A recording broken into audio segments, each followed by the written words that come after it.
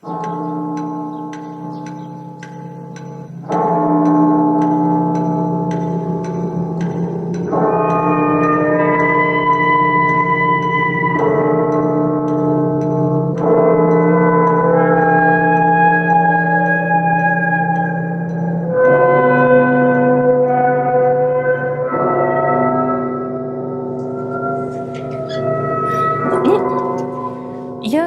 начну не с Достоевского, пожалуй. Я начну с очень простого примера из практики. Вот супружеская пара, пожилая. Дама в прошлом баскетболистка. Давно забыла, как это мероприятие устроено, но сохранила способность из любой точки ловить любой предмет. И вот ее не менее пожилой, чем она, муж, приходит вечером из магазина и, не предупреждая, ничего не говоря, швыряет ей апельсин. Она собственной руганью этот апельсин ловит из любой точки, и с тех пор, как только она слышит ключ в замке и потом шуршание пакета, она на всякий случай отставляет кастрюльку, в которой она мешает борщ, или компьютер, на котором она что-то пишет, и ждет, что сейчас ей прилетит какой-нибудь фрукт, который она поймает вот случайным образом, не глядя откуда угодно. Мы имеем дело ни с чем иным, как с игрой. Чем отличается эта игра от нормальных игр в шахматы, в карты, в теннис, в тот же баскетбол? В этой игре не обозначены правила. Такая игра – это самый примитивный пример, маленький. Это мы будем называть игрой с имплицитными правилами. Игра, где правила не знает хотя бы один из играющих игроков. Они же не договаривались, что давай я буду каждый вечер швырять в тебя предмет. Это усвоено случайным образом, и с тех пор, как усвоено, она не ждет прилета мандарина в кастрюльку. Какое отношение это имеет к началу нашей лекции? Мы будем говорить про игру с имплицитными правилами, которая заключена, я боюсь использовать квантор всегда для любого, но тем не менее в любом художественном, сейчас я скажу, почему я помолчала, прежде чем сказать в художественном, в любом редактированном тексте, в тексте, который автор писал, думая о том, как его воспримет некоторый конкретный или абстрактный воображаемый читатель. В любом редактированном тексте содержится элемент игры, причем это игра с имплицитными правилами. Почему мы так говорим?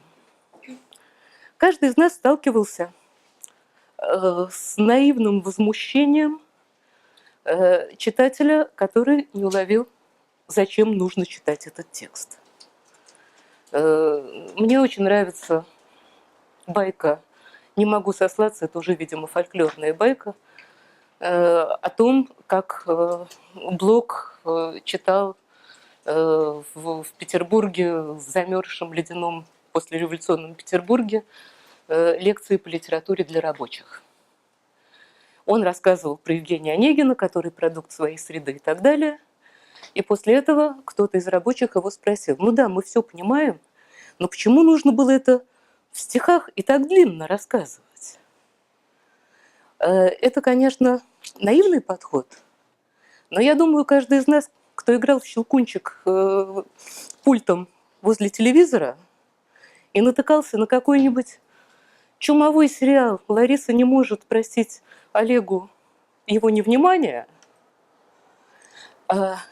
тоже застряв на секунду перед чудовищными кадрами с плохой актерской игрой, с камерой, стоящей на одном месте всегда и так далее, думал, зачем, кому это надо? Он просто смотрел глазами дикаря. Это был текст не для него. Те, кто были готовы сыграть в этот текст, переживали, простит ли Лариса Олегу его ошибку. Каждый каждый раз, когда мы имеем дело с текстом, мы оказываемся в ситуации игрока, в ситуации пожилой баскетболистки, которые швыряют апельсин. Мы можем понять правила и сыграть, а можем не понять. Вот, собственно говоря, это то, что мы сейчас попробуем делать с текстом Достоевского. Вообще говоря, это мы отложим на потом. Зачем автор, Достоевский в том числе, такое делает, это вопрос, который я захочу задать вам. А пока попробуем. Мы подойдем к тексту так, как это предполагали русские формалисты Эйхенбаум, Шкловский, Тынянов. Они рассматривали художественный текст как машину, которая должна работать. Ни одной лишней детали, ни одной лишней гайки в этой машинке нету. Если в тексте что-то есть, значит, оно как-то связано с функционированием этой машинки. Мы подойдем также. Я готова сказать театральным шепотом апарте, что к любому тексту можно подходить так же. Не только к художественному, но и к любому другому. Если там что-то есть, то оно зачем-то нужно. Так что мы не будем пытаться в тексте Достоевского добыть что-то для нас важное, а про что-то сказать, что это так, он, наверное, не знал, что написать, у него случайно так получилось. Мы не будем верить в случайности в тексте. Если это в тексте есть, значит, оно работает. Прежде чем перейти к тому фрагменту, который я хочу показать, я чуть-чуть покажу текст «Птичьего полета», не очень подробно останавливаясь на деталях. Надо сказать, что когда я готовилась к нашей сегодняшней лекции, я понимала, что можно уцепиться за любое предложение, и 2 часов не хватит, чтобы про него рассказать. Но вот с «Птичьего полета» это выглядит так. «Преступление и наказание» начинается с серии ловушек, с серии фильтров, которые отфильтровывают читателя, которому этот текст предназначен, от тех, кто не наш. Как это устроено? На первой же странице появляется Раскольников, который описан почти исключительно как человек, произносящий бесконечные обрывки в диалоге с самыми разными персонажами. Эти персонажи появятся позже, некоторые только в 3-й части. Он думает, вспоминает, переживает, испытывает чувство голода, вернее, удивляется, что не испытывает, хотя должен ли. Это то, что называется внутренние предикаты. В этот момент читатели начинают делиться на своих и нечитателей. Когда персонаж описан с точки зрения его внутреннего пространства, у нас у всех включается наш собственный опыт. Про кого мы достоверно знаем, что человек думает, о чем он вспоминает, на что он раздражается, про кого он, как Раскольников, думает про себя, не выйдет с Авдотьей Романовной. Мы это знаем про себя. Только наши собственные чувства и мысли нам открыты каждую секунду и постоянно. И Раскольников подан нам как такси к подъезду. Хочешь, садись в Раскольникова, и дальше ты поедешь по этому тексту, будучи чуть-чуть и как будто Раскольниковым. В этот момент часть читателей бросает текст. Если это действительно читатель, а не несчастный школьник или студент, которого завтра спросят. Потому что часть людей говорят: нет, эту истерику я выдержать не могу. Слишком быстрый ритм, слишком много тревожных, пугающих переживаний. Да не хочу я в это ввязываться. В этот момент отваливаются наиболее толстокожие читатели, которые говорят: нет, я в такую игру я не сыграю. Те, кто согласились побыть Раскольниковым. Это не галлюцинаторный Раскольников. Понятно, что в любой момент можно книжку захлопнуть или выключить электронный носитель. Но те, кто согласились в это сыграть и Раскольниковым побыть, едут уже как будто будучи им дальше. Переносят все это напряжение чувств, весь этот сумбур, всю эту истерику, они уже договорились, что так можно, с ними так можно. И добираются, наконец добираются, нет, еще не до сцены убийства. Они добираются до ужасной сцены, где Раскольников смотрит на несчастную обиженную девочку на бульваре. Его сердце рвется на части, читательское сердце почти так же рвется на части, но на этот читатель уже подписался. Кто не подписывался, тот не дочитал до этого места. Но дальше начинается второй фильтр. От сопереживания бедной девочки и ненависти к Щеголю, который, по всей видимости, сейчас ее тоже куда-то утащит, Раскольников переходит к размышлению о Боге. Он начинает думать, если он есть, то как он это терпит. И идет длинное рассуждение о Боге, которое ведет себя исключительно странно. Он, допустим, наказывает за грехи, но почему он наказывает за грехи невинных детей? А может быть, он вообще отлучился, и ему безразлично, что у нас здесь происходит, и так далее. А может быть, его нет.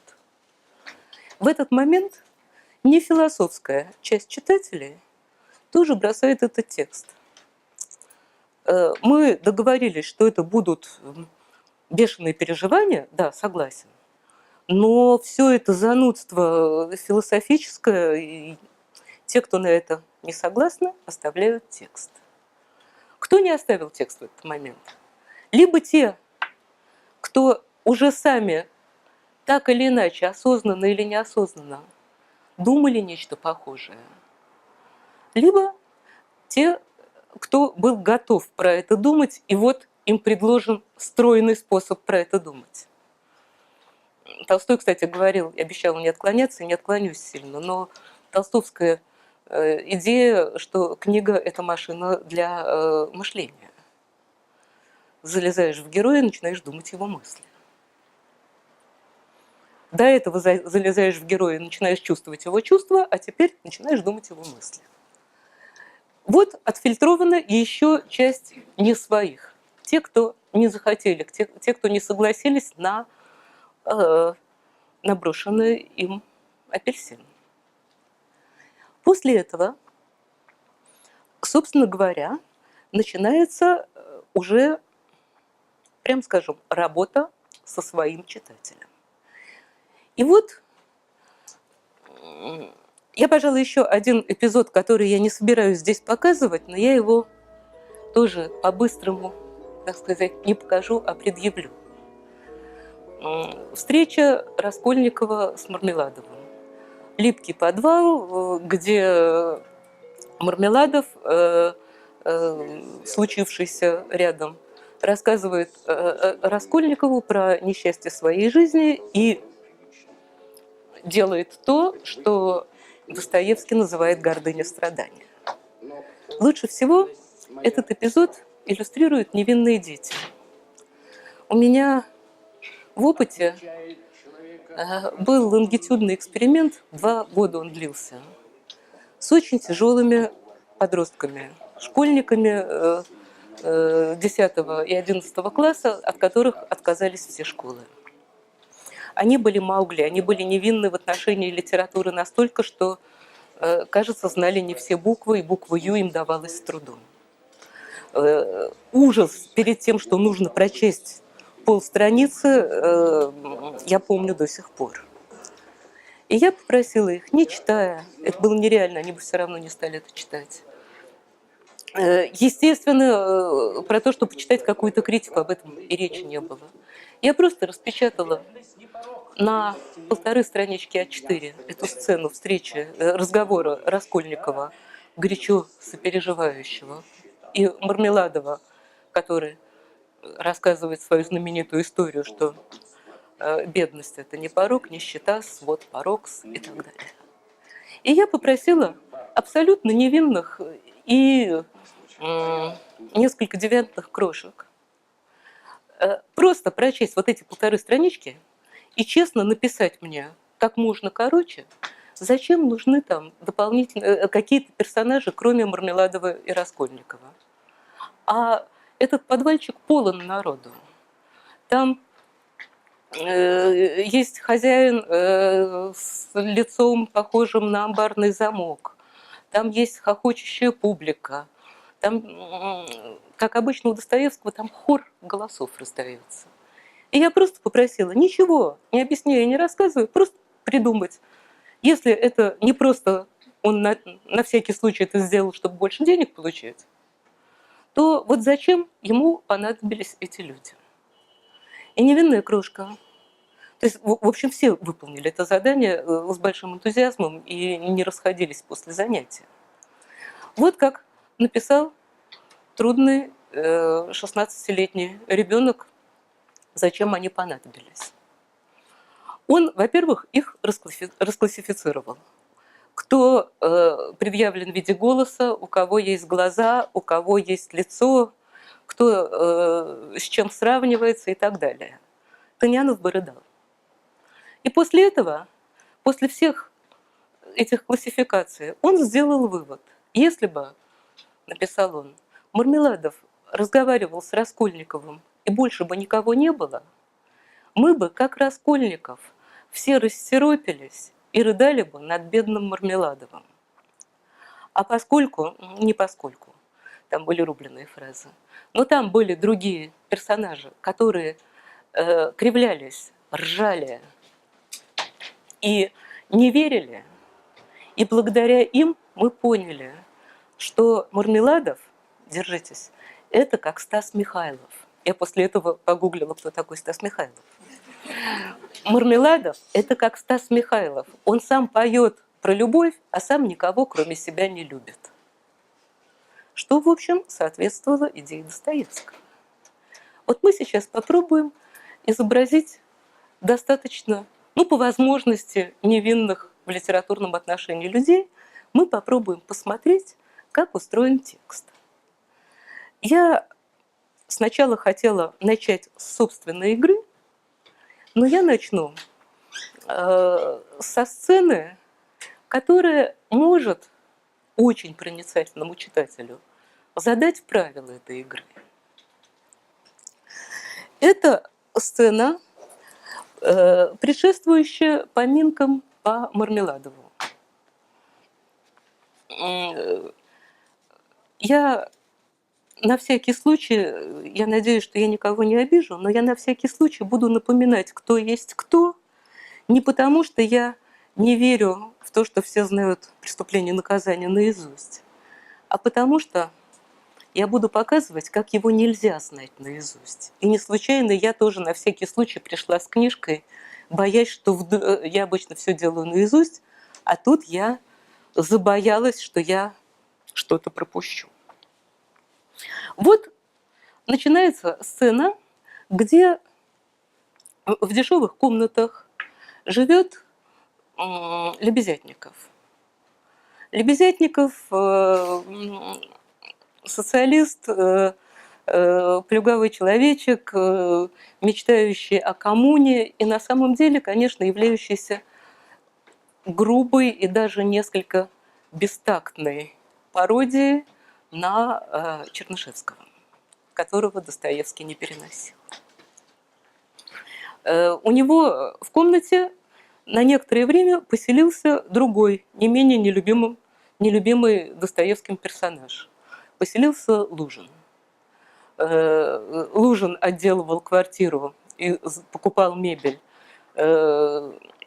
собираясь жениться на сестре Раскольникова Дунечки, получил в предыдущей 4 главе отлуп. Раскольников воспрепятствовал этой свадьбе. И вот после этого тяжелого переживания идет короткий эпизод, который сейчас задаст правила игры, и вдруг, к Кто-нибудь выиграет с первого раза. Я выиграла не с первого. Я буду сокращать текст, потому что его здесь много. Не по объему, он очень насыщенный. Вот начинается утро, последовавшее за роковым для Петра Петровича Лужина, в смысле, объяснением с Дунечкой из Пульхерии Александровны, произвело свое отрезвляющее действие. Он к величайшей своей неприятности принужден был мало-помалу принять за факт свершившееся и невозвратимое то, что вчера еще казалось ему происшествием почти фантастическим. И дальше идет большая история про ужаленное самолюбие, описывается, как он смотрит на себя в зеркало, не веря, что такой ужас произошел с ним, и утешается, посмотрев на себя в зеркало. Я прицельно это вытаскиваю, это правило игры. Посмотрел в зеркало, однако с этой стороны все было покамест благополучно. И, посмотрев на свой благородный, белый и немного ожиревший в последнее время облик, Петр Петрович даже на мгновение утешился, в полнейшем убеждении сыскать себе невесту где-нибудь в другом месте, да, пожалуй, еще и почище. Дальше идет несколько больших абзацев о том, как, в какой злобе, в каком раздражении пребывает Петр Петрович. Кстати, помните то, что я говорила, когда нам подают к подъезду Раскольникова, и мы садимся в Раскольниково и едем? Сейчас я боюсь, что нам подали к подъезду Лужина. Раскольников все-таки хорош собой и главный персонаж, а Лужин глубоко несимпатичен во всех своих проявлениях. Но он вспоминает, чувствует, думает, и кажется, нам не открутиться. Кажется, в нем тоже придется проехать пару остановок. Ну вот, придя к этому заключению, я пропустила длинный текст. Он вернулся домой вдвое злее и раздражительнее, чем вышел. И вот тут он слышит приготовление в комнате Катерины Ивановны, там готовится к поминкам. Он вдруг начинает прислушиваться и задумываться. Но к прислушиванию его и неопределенным мыслям примешивается голос его соседа по комнате, Андрея Семеновича Лебезятникова. Лебезятников, психиатры назвали бы это философская интоксикация, продолжает давно запущенный свой монолог про прекрасную Россию будущего. Он рассказывает, он пытается прицепиться к любому слову Лужина, чтобы продолжить свою достаточно просто понимаемую социалистическую идею.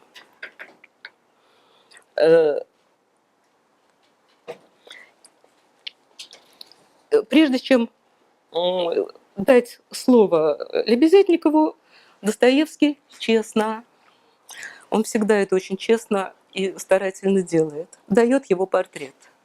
Скажите, здесь есть люди, которые перечитывали некоторое количество раз «Преступление и наказание»? Кто-нибудь помнит, как выглядит Лебезятников? Обратите на это внимание. Это относится, собственно говоря, к теме нашей лекции. У каждого из персонажей романа есть довольно выразительный, беллетристически вполне безупречный портрет. Никто из нормальных читателей, не тех, кто готовится к экзамену и запоминают, какого цвета штрипки были на панталонах второго гусара в третьем ряду, те, кто реально читают, никто не помнит этих портретов. Но вот, тем не менее, вот портрет. Этот Андрей Семенович был худосочный и золотушный человечек, малого роста, где-то служивший, и до странности белокурый, с бакенбардами в виде котлет, которыми он очень гордился. Сверх того, у него почти постоянно болели глаза. И так далее. Еще некоторое количество строчек, не вызывающих сомнения в отношении автора к этому персонажу. Я конкретные вещи все-таки проговорю. Несмотря на все эти качества, Андрей Семенович действительно был глуповат. Прикомандировался же он к прогрессу и к молодым поколениям нашим, в кавычках, по страсти. Это был один из того бесчисленного и разноличного легиона пошляков, дохленьких недоносков и всему недоучившихся самодуров, которые мигом пристают непременно к самой модной ходячей идее, чтобы тотчас же опошлить ее, чтобы мигом окарикатурить все, чему они иногда самым искренним образом служат. Нет никаких сомнений, что мы сейчас будем участвовать в отношениях между двумя, безусловно, отрицательными с точки зрения автора персонажами. Один, любующийся на свой облик ужасного вида в зеркале и успокаивающийся от вида себя. И другой вот с бакенбардами в виде котлет, белобрысый и прямо названный уничижительными всяческими определениями. Запоминаем, портрет пролетает мимо и не остается в памяти. Отрицательные отношения к обоим персонажам. Я неаккуратно говорю отрицательные отношения, но мы можем вытащить слова и словечки, которые однозначно определяют обоих персонажей как фу, нехороших.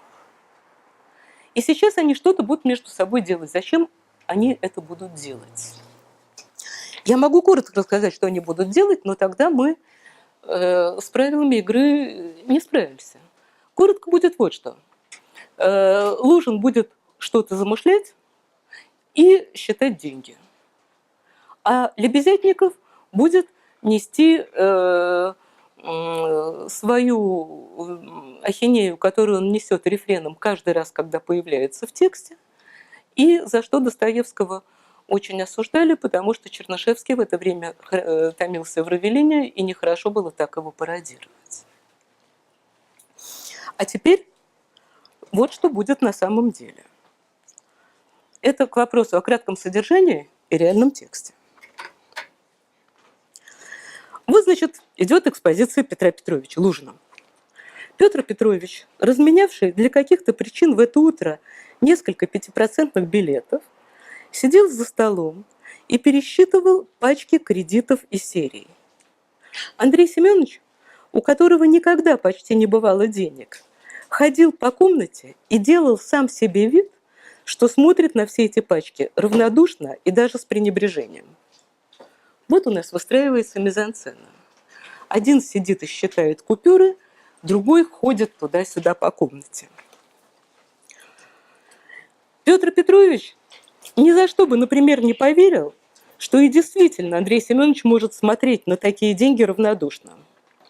Андрей же Семенович, в свою очередь, с горечью подумывал, что ведь и в самом деле Петр Петрович может быть способен про него так думать, да еще и рад, пожалуй, случаю пощекотать и подразнить своего молодого друга разложенными пачками кредитов, напомнив ему его ничтожество и всю существующую будто бы между ними обоими разницу. Маленький промежуточный вопрос. До этого все было хорошо. Мы сначала долго ехали в Раскольникове и даже пережили всякие ужасные истории в его как бы облике. Вначале мы, вытащив долю собственного нарциссизма, посмотрелись в зеркало и увидели там Лужина. Потом мы посмотрели на Лебезятникова. Сейчас, когда Лужин считает деньги, а Лебезятников бегает по комнате и старается на эти деньги не смотреть, мы должны отождествиться с кем? Хотите, я повторю этот эпизод? Вот послушайте. А с собой мы сразу нельзя? Что? С собой мы сразу нельзя отождествиться? Приходится, а куда нам деваться? Нам приходится. Но нам приходится очень раздваиваться. Посмотрите, что я одну фразу просто вот ужасную прочту. Андрей Семенович, у которого никогда почти не бывало денег, ходил по комнате, пока все хорошо, снаружи видим, и делал сам себе вид, в этот момент мы уже в нем, и делал сам себе вид, что смотрит на все эти пачки равнодушно и даже с пренебрежением. Петр Петрович ни за что бы, например, не поверил. Сейчас мы в ком? В Петре Петровиче. Ни за что бы, например, не поверил, что и действительно Андрей Семенович может смотреть на такие деньги равнодушно. Андрей же Семенович, в свою очередь, с горечью подумывал, нас кидает из одного в другое.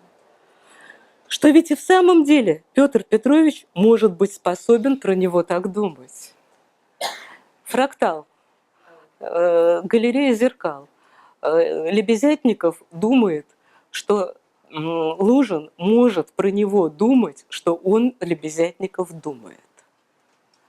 В этот момент, ну, во-первых, мы получаем ответ на вопрос, можно ли одновременно. Теоретически да, но практически мы все время меняем позицию. Если делать метафору с камерой, то нашу камеру трясет. Мы не успеваем переключаться с одного на другого, причем не внешне, а входить в их внутренний мир, в их чувства, которых здесь полно. И вот, значит, идет подсчет этих денег, он раскладывает, щелкает на счетах, они оба испытывают раздражение один к другому, ошибаются по поводу раздражения, потому что Петр Петрович раздражен событием предшествующим, а гуманный, в кавычках, Андрей Семенович приписывал расположение духа Петра Петровича тому сему и горел желанием поскорее заговорить на эту тему. У него было кое-что сказать на этот счет прогрессивного и пропагандного, что могло бы утешить его почтенного друга и, несомненно, цитата, и, несомненно, принести пользу его дальнейшему развитию. Я сейчас просто вытащу на поверхность, эксплицирую то, что у нас уже должно было давно возникнуть. Кто в этой сцене доминирует? Начиная с того момента, когда Лебезятников думает, что Лужин думает, что он думает, а мог бы и не думать. Лужин, который, издавая свое фирменное хе-хе, демонстративно считает огромное количество денег, щелкает на счетах и почти не слушает Лебезятникова. Доминирует. И Лебезятников, который бегает по комнате и при всей своей несимпатичности, глупости и неуверенности, он размышляет о том, как помочь выйти из тяжелого внутреннего состояния своему другу и как направить его на путь прогресса и саморазвития. Оба доминируют. Не по очереди, одновременно. Не то один, то другой, что мы бы перенесли. Они одновременно самым адлеровским образом заняты властью. Я не слишком медленно это делаю. Меня можно погонять, убыстрить темп. Нет, как раз хочется умерить темп и задать вопрос, почему все-таки он доминирует, думая о том, что он думает. Он же в этот момент думает про него, и, с моей точки зрения, он наоборот эту доминанту Лужина усиливает тем самым, потому что внутри он про него думает, он не сам про себя, да? Когда вы думаете о своем ребенке, что думает ваш ребенок, вы подчиняетесь вашему ребенку? Вот вы ходите и думаете, почему мой ребенок там то-то не делает, а то-то делает, и как ему помочь? Когда мы думаем, когда внутри нас мысли о другом человеке, а не о нас, то мы тогда это можно просто на две части разделить. Когда мы думаем о том, что он думает, тогда он доминирует. А когда мы думаем, что нам сделать для того, чтобы изменить его мысли, тогда мы пытаемся доминировать. Вот смотрите, на самом деле вы предложили замечательную вещь. Вы предложили договориться, что такое доминировать. Мы на этой лекции не договоримся. Но если взять... Это довольно отдельная история создания диагностических определений. Но если взять очень грубую диагностику, то можно решить таким образом. Мы будем называть доминацией вот такое высказывание в примитивах. Я хочу, чтобы некто что-то сделал, и я делаю нечто такое, чтобы некто это сделал. Это минимальное такое определение, не исчерпывающее, ну вот, скелетик понятия доминировать, именно так. Или, пользуясь более забавными семантическими терминами, я хочу каузировать X кое-что сделать, и я каузирую. Вот они оба друг друга самым бессовестным образом каузируют. Лужин делает все, чтобы Лебезятников чувствовал себя ничтожным, бедным и так далее. Лебезятников делает все, чтобы Лужин начал правильно жить и развиваться в нужном направлении. Он сейчас начнет это делать.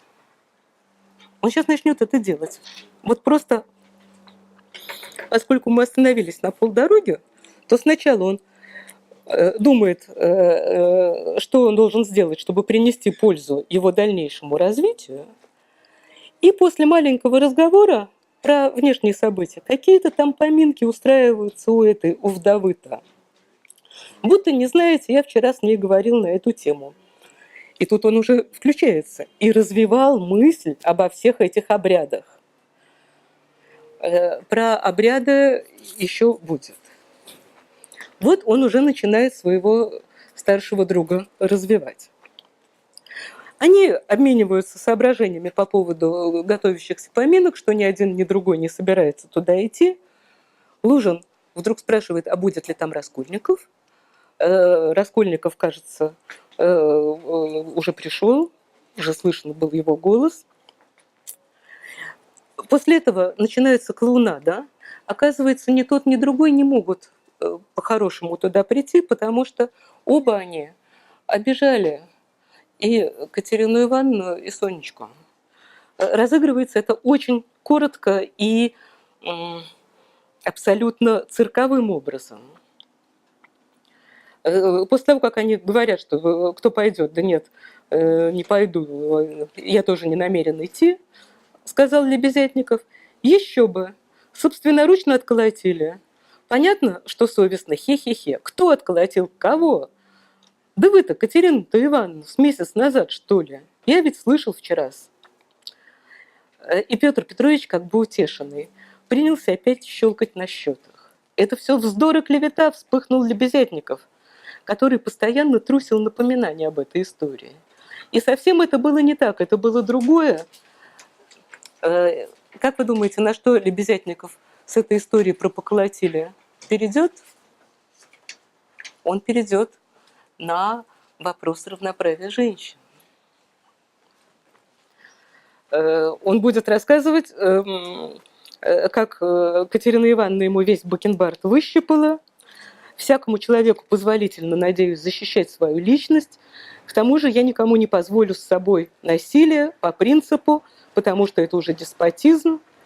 И дальше идет история про равенство. Женщина во всем равна мужчине, даже в силе, что уже утверждают, и стало быть, тут должно быть равенство. После этой клоунады, что у каждого есть серьезный повод туда не идти, они начинают разговор. Я сейчас не позволю себе проскакивать и прочту этот разговор довольно подробно. Но сначала я скажу, надо ли пояснять, что такое диатриба? Диатриба. Да. Кто хочет подробно, наберите Минипова сатира, Минипея, Бахтин. Если очень коротко и неакадемично, Минипова сатира – это текст, где сталкиваются персонажи в реальности, столкнуться не могущие, Цезарь и Наполеон, и ведут разговоры. А диатриба – это такой диалог, который вырождается в разговор с отсутствующим.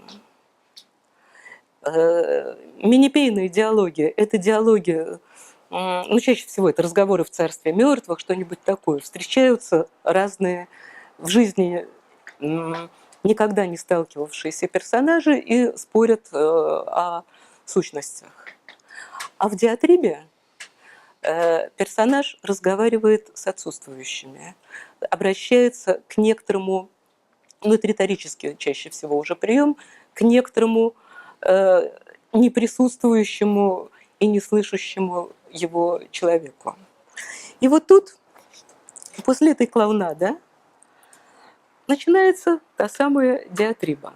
Вот как она выглядит. Вход в эту диатрибу очень аккуратный, клоунский.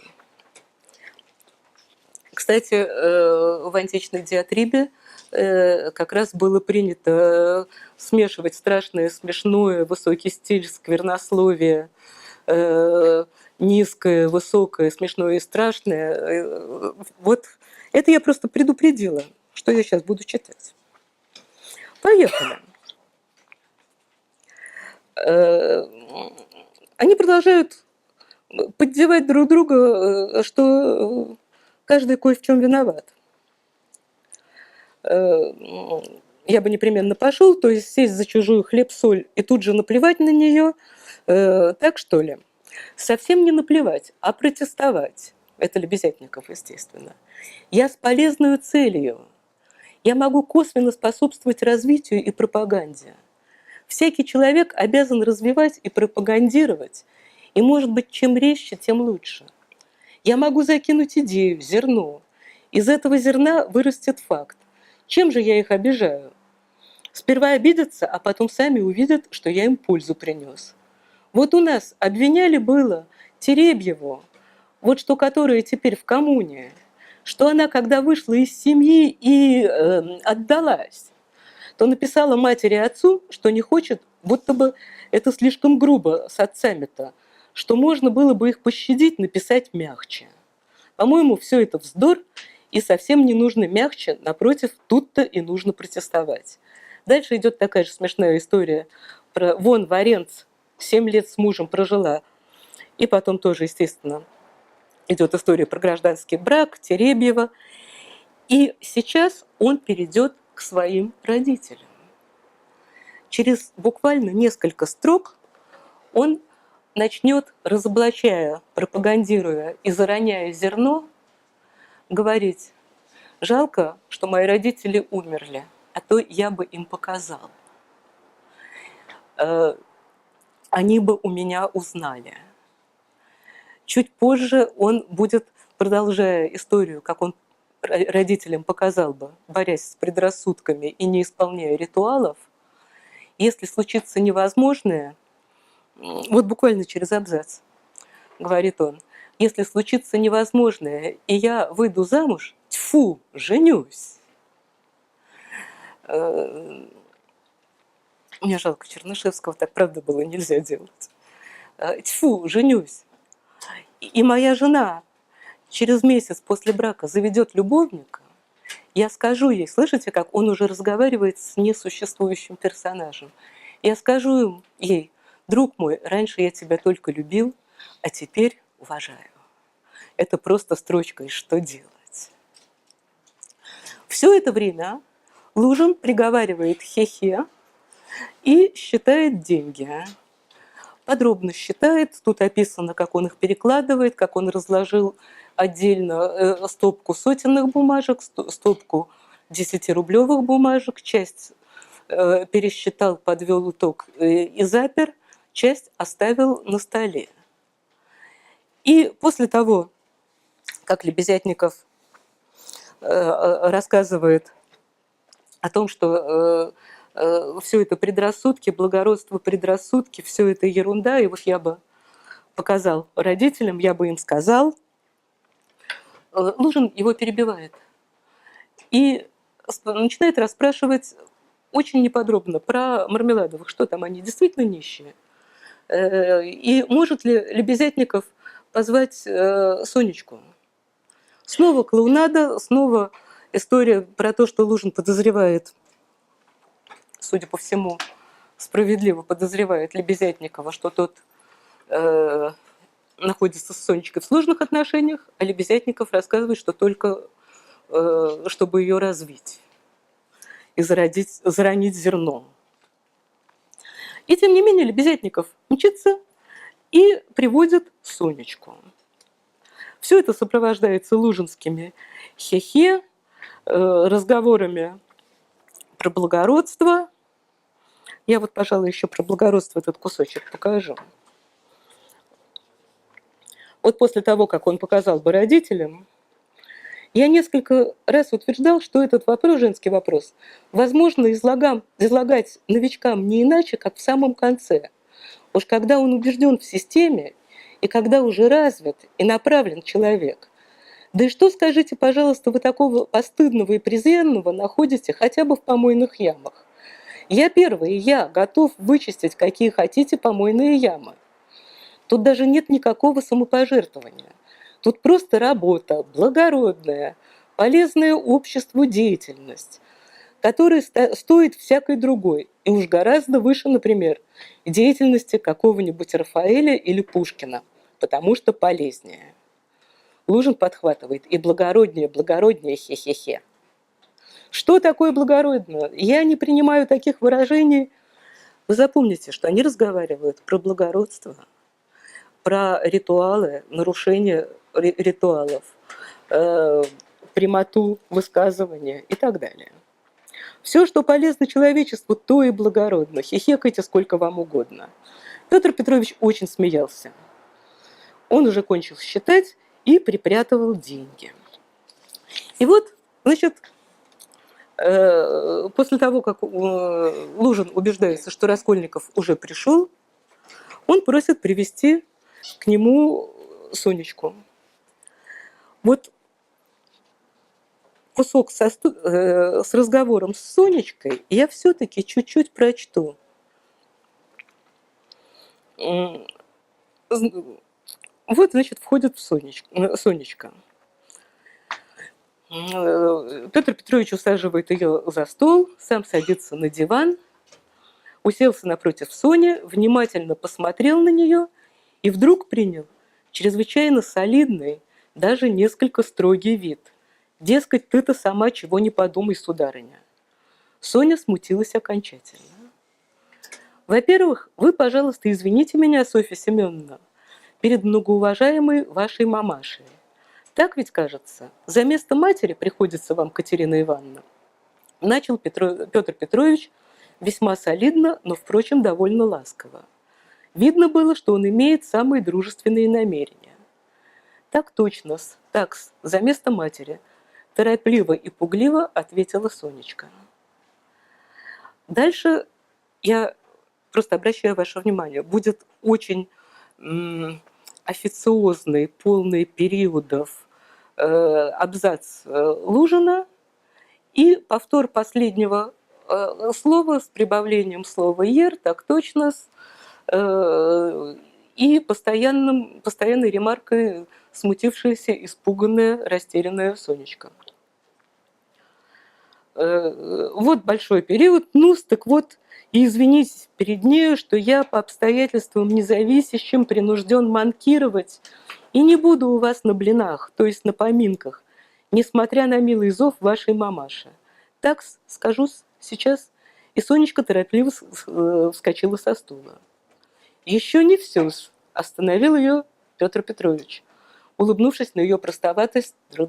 Соня торопливо села. Такой мучительный разговор будет занимать 2 страницы. Соня будет порываться уйти, Петр Петрович будет жевать официозные, вежливые фразы ни о чем. Соня будет отвечать и порываться снова встать. Он будет говорить еще не все. И, наконец, в самом конце разговора он будет ее обижать, он будет говорить, что мачеха ее безумна, и Соня будет вынуждена подтверждать. Он будет рассказывать, как она неправильно, странно себя вела, и как она вообще вся нехороша. Так ли я говорю? Соня отвечает: я не знаю, это только она сегодня так. Это раз в жизни. Ей уж очень хотелось помянуть, честь оказать, память. Соня не договорила и заплакала. И вот после того, как Соня наконец заплакала, Петр Петрович выдает замечательную фразу. «Такс, нус, так имейте в виду, а теперь благоволите принять для интересов вашей родственницы на первый случай посильную сумму от меня лично. Весьма и весьма желаю, чтобы имя мое при сём не было упомянуто. Вот, имея, так сказать, свои заботы, более не в состоянии». И Петр Петрович протянул Соне 10-рублевый кредитный билет, тщательно развернув. Соня взяла, вспыхнула, вскочила, что-то пробормотала и скорее стала откланиваться. Лужин провожает ее до дверей. Это мучительная страница. Я, на самом деле, собиралась ее читать целиком, но я поняла, что мне тяжело каждый раз вот это читать, как он каждым словом ее ранит и не отпускает, пока, наконец, не вручит эти 10 рублей.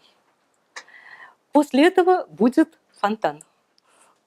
Лебезятников откликнется на это, как вы увидите дальше, очень важным для нас образом.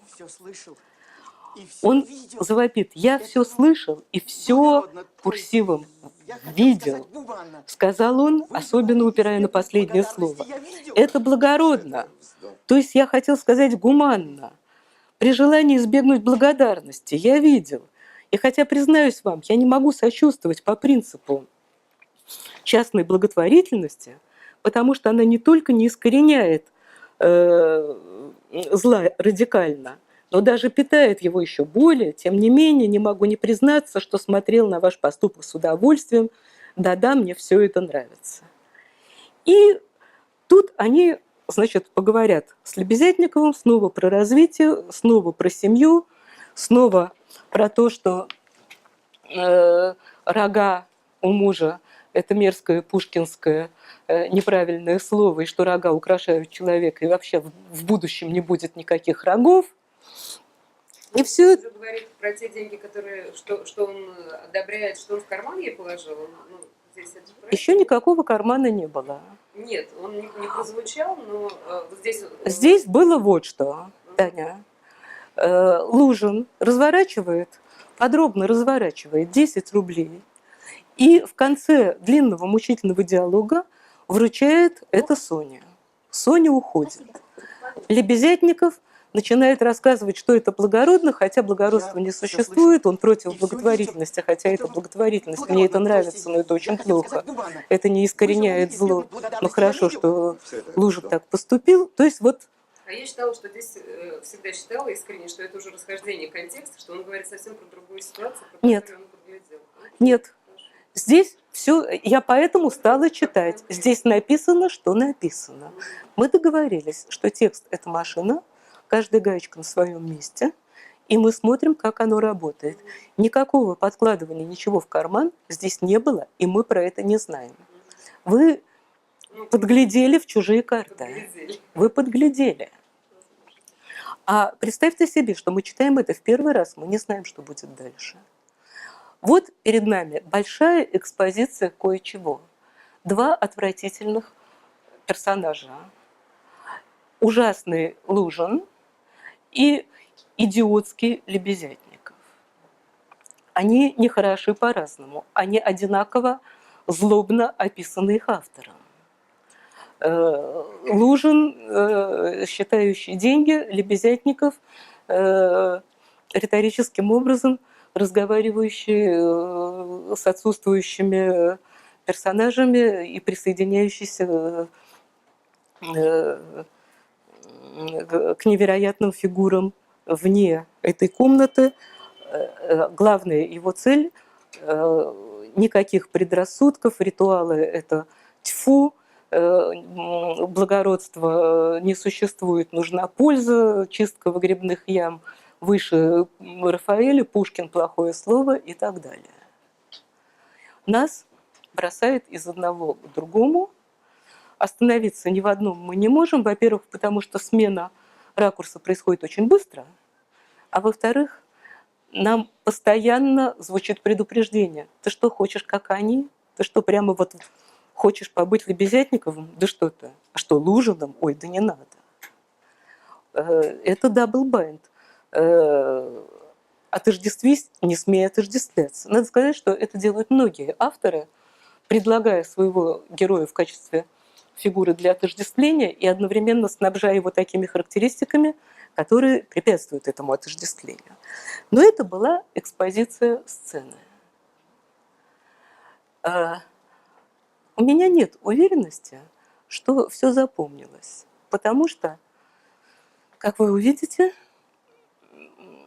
здесь сделано много усилий, чтобы запомнить это не до конца. Я даже переберу некоторое количество усилий, которые мешают это запоминать.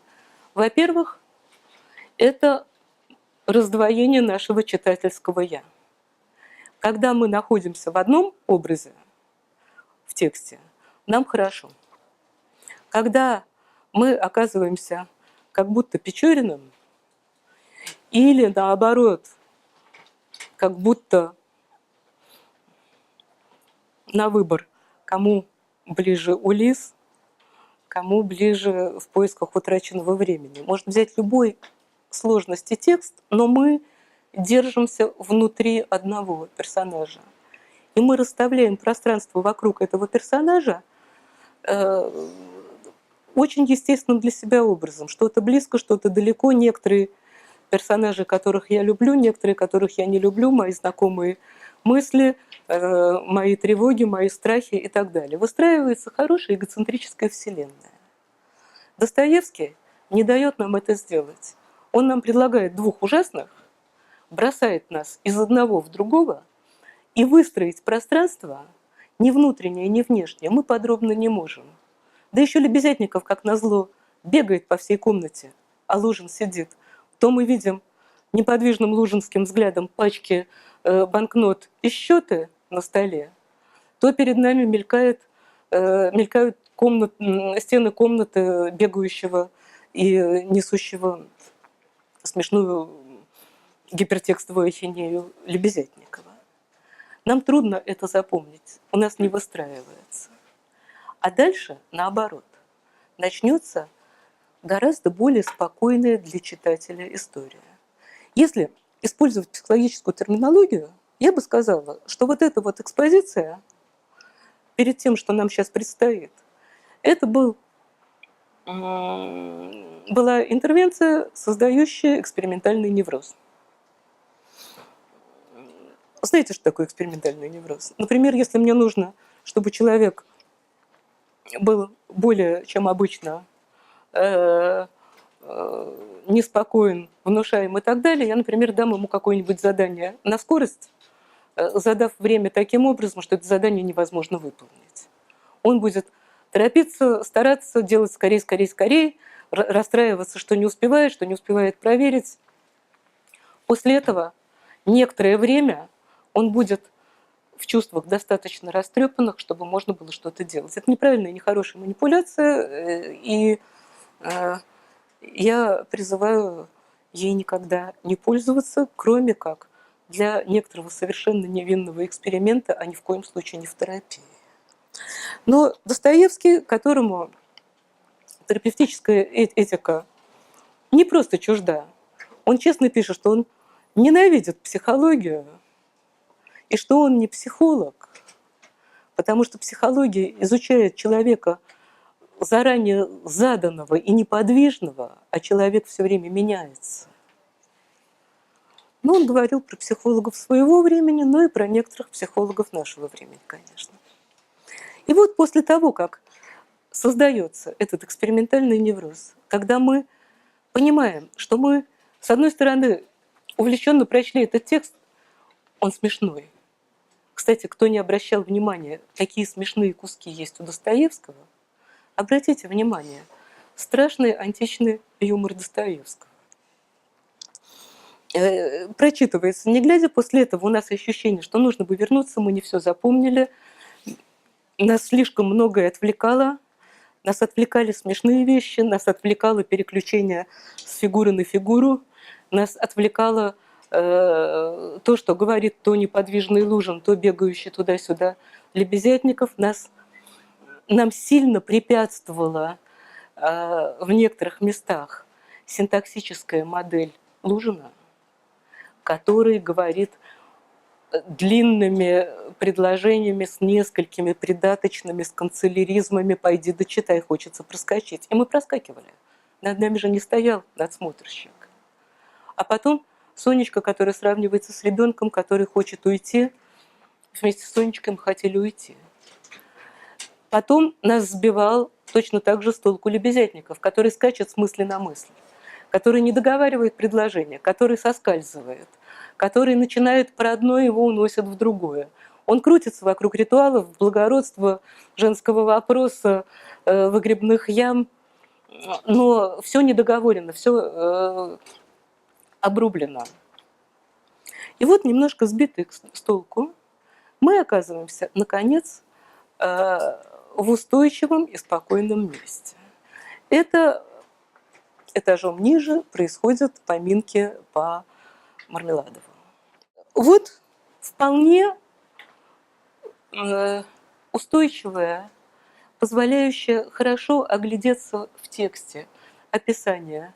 Вот эта нищая комната, немка-хозяйка, которая взяла на себя все хлопоты, Амалия Ивановна, Катерина Ивановна, они только что вернулись с кладбища, они хотят устроить все, чтобы было прилично и как надо. Идет описание, что поставлено на стол, что разнообразных вин, конечно, не было, но зато все-таки вино было и в достаточном количестве.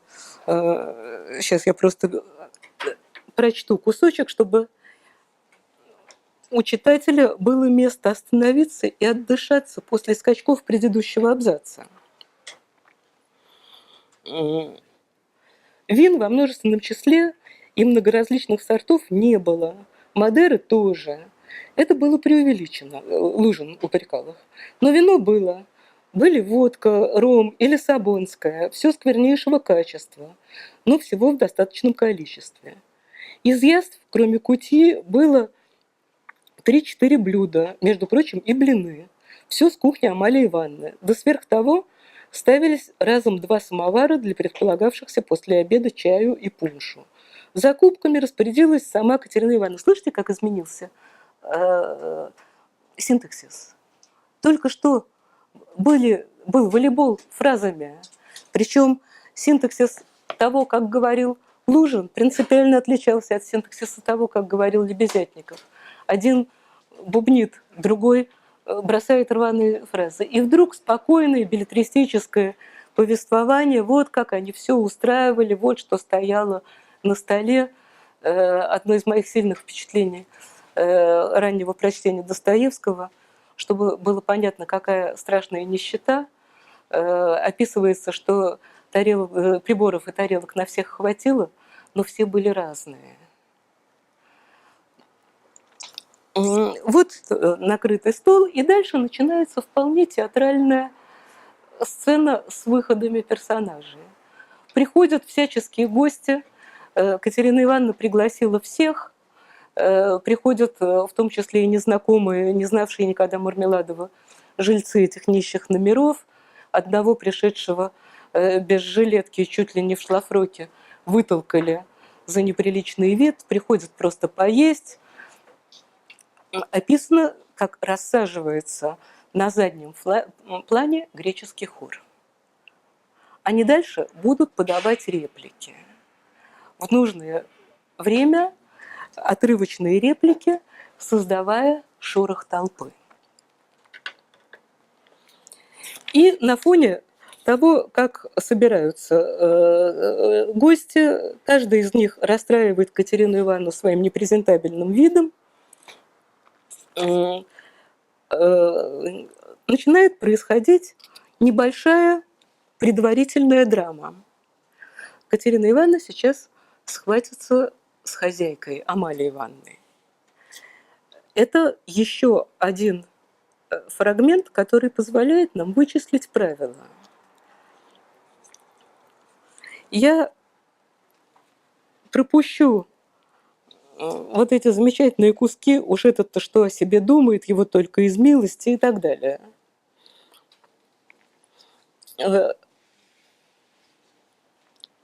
Все-таки кусочек. Вот как раздосадована Катерина Ивановна. Явился один даже пьяненький отставной поручик, в сущности провианский чиновник, с самым неприличным и громким хохотом. И представьте себе, без жилета. Один какой-то сел прямо за стол, даже не поклонившись Катерине Ивановне. Полячок, который бегает и помогает, но который... Полячок. Впрочем, привел с собой еще каких-то 2 других полячков, которые вовсе никогда не жили у Амалии Ивановны и которых никто до сих пор в номерах не видел. Все это чрезвычайно неприятно раздражало Катерину Ивановну. Детей посадили не за стол, чтобы выгадать место, и она тоже этим раздосадована. И в этот момент, когда раздражение Катерины Ивановны полячками, человеком в халате, человеком без жилетки, хохочущими на поминках людьми, рассаживающимися, начинающими жрать, достигает некоторой точки, появляется Раскольников. Катерина Ивановна наконец выдыхает, наконец пришел приличный гость.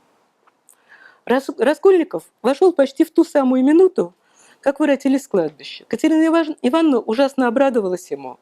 Во-первых, потому что он был единственный образованный гость из всех гостей. Нет, но все равно невозможно читать весь текст, он очень насыщенный. Она рассказывает, что он займет в университете профессорскую кафедру, потому что он немедленно и почтительно извинился перед ней, что, несмотря на все желание, не был на похоронах. Она так на него и накинулась, посадила его за столом подле себя, по левую руку, по правую села Амалия Ивановна, немка-хозяйка. И после этого, после того, как Раскольников усажен, он практически пропадает. Дальше он время от времени будет смотреть. Больше он ничего делать не будет. Представьте себе эту сцену режиссерским взглядом. Вот вам нужно поставить эту сцену визуально. Вот стол, вот входящие один за другим неприличные гости, злящаяся Катерина Ивановна, которая кашляет, которая смеется. Наконец входит Раскольников, она бросается к нему, радуется, рассказывает о его замечательной будущей карьере. Он прекрасно извиняется, ведет себя замечательно элегантно. Она его усаживает. И что дальше делать актеру, который будет играть Раскольникова? Он замолчит. Теперь его голос возникнет совсем не сразу. Причем молчать ему будет все труднее и труднее. Сначала Катерина Ивановна, обращаясь более-менее к нему, будет... Вот представьте себе, с одной стороны Амалия Ивановна, с другой стороны Раскольников. Катерина Ивановна, обращаясь к Раскольникову, начинает смеяться над помогающей ей хозяйкой Амалией Ивановной. Передразнивать ее, говорить: во всем эта кукушка виновата, Амалия Ивановна. Вы понимаете, о ком я говорю? Об ней. Катерина Ивановна закивала ему на хозяйку. Смотрите на нее. Вытаращила глаза. Чувствует, что мы о ней говорим. Да не может понять. И глаза вылупила. Фу, сова, ха-ха-ха, кхи-кхи-кхи. И что это она хочет показать своим чепчиком? Кхи-кхи-кхи. Заметили вы? Ей все хочется, чтобы все считали, что она покровительствует, и мне честь делает, что присутствует. Я уже начала основной сюжет этого фрагмента, но Раскольников не откликнется. Вот дальше будет говорить Катерина Ивановна, потом вступит Амалия Ивановна, я покажу это. Но Раскольников будет молчать. Только иногда он будет внимательно смотреть. Как это сыграть реально, совершенно непонятно. Почему никто не замечает странность этой сцены? Я много раз расспрашивала людей, в том числе знающих наизусть «Преступление и наказание» и пишущих про него. Я спрашивала, что делает Раскольников в то время, как происходит скандал между Катериной Ивановной и Амалией Ивановной. Каждый сочинял что-нибудь свое. То, что профессионально мы бы назвали конфабуляциями. То есть при отсутствии реального воспоминания человек кое-что придумывает и верит, что так оно и было. Раскольников будет молчать. А, собственно говоря, что произойдет между Катериной Ивановной и Амалией Ивановной сейчас, я, честно говоря, не верю, что кто-то хорошо это помнит. Да и сама взяла с собой книжку, нарушая свои принципы. Но по этому началу, что она себе думает, надев этот чепчик, и почему она думает, что это она мне благодетельствует, вы не слышите знакомый мотив? Она спрашивает, кто из нас главнее, кто доминирует.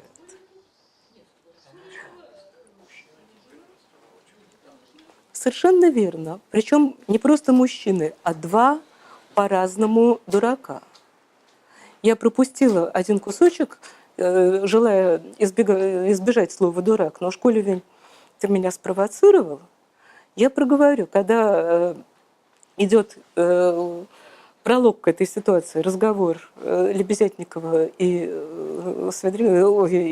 Лужина, то Лужин, находясь в задумчивости, еще перебирает про себя, почему приключился такой провал у него с Дуней.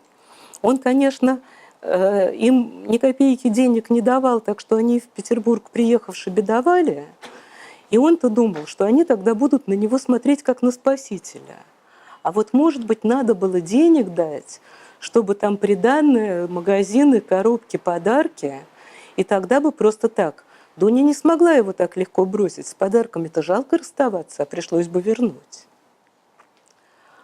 Вот как бы дурость одного. Но на Лебезятникове я остановилась подробнее, потому что он не симпатичный. А здесь выясняют дамы. Дамы тоже разговаривают о том, кто лучше. Но дамы откровеннее мужчин, и они просто сейчас заговорят о гордости.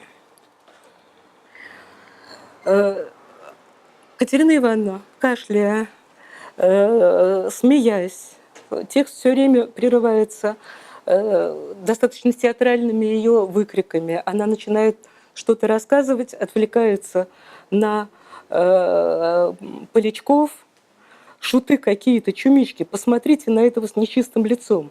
Это какая-то сопля на двух ногах. Ха-ха-ха, кхи-кхи-кхи. Никто их никогда здесь не видывал, и я никогда не видывала. Ну зачем они пришли, я вас спрошу. Сидят чинно рядышком, и тут же идет ее выкрик. «Паня, гей!» – закричала она вдруг одному из них. «Взяли ли вы блинов? Возьмите еще. Пиво выпейте, пиво, водки не хотите ли?» Смотрите, вскочил, раскланивается. Ничего, пусть поедят, не шумят, по крайней мере. Ну и так далее. Только я боюсь за хозяйские серебряные ложки. Очень театральный текст. Она это обращает к Раскольникову. Но от Раскольникова ничего не слышно. Он сел по левую руку и пропал. Дальше будет робкая Сонечка, будут дети, реплики к детям. Хи-хи-хи, ну хорошо, будь умница, Леня.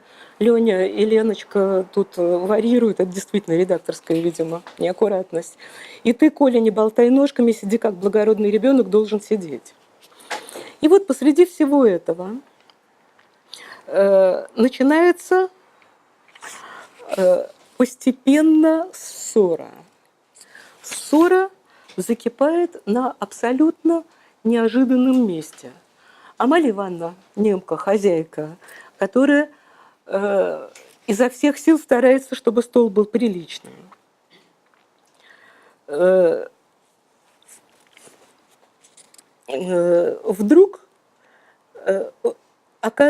Вдруг подает неправильную реплику.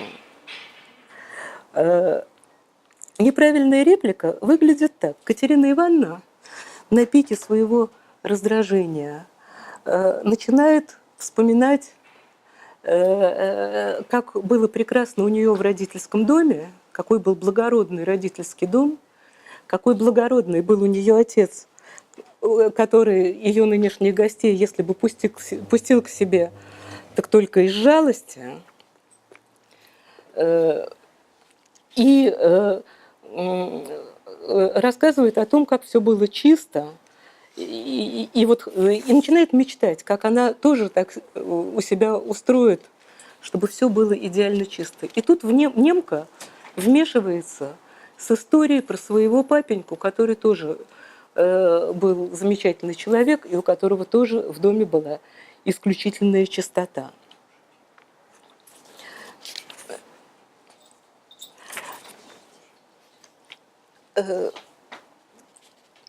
Если что-то нужно, то самое, мне подсказать или сказать, что что-то не так, то скажите, пожалуйста.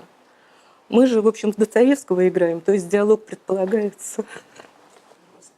Освещение вам темное. Темное освещение? Да, что вам темно, возможно, читать темное освещение. Не, спасибо, все нормально. Я на самом деле просто, поскольку я проскакиваю куски, то мне удобнее смотреть в текст, но я бы обошлась. И вот начинается соревнование. Чей папенька был круче папенька. Немка рассказывает безумно смешную историю, как ее важный отец ничего не говорил, а говорил только пуф-пуф.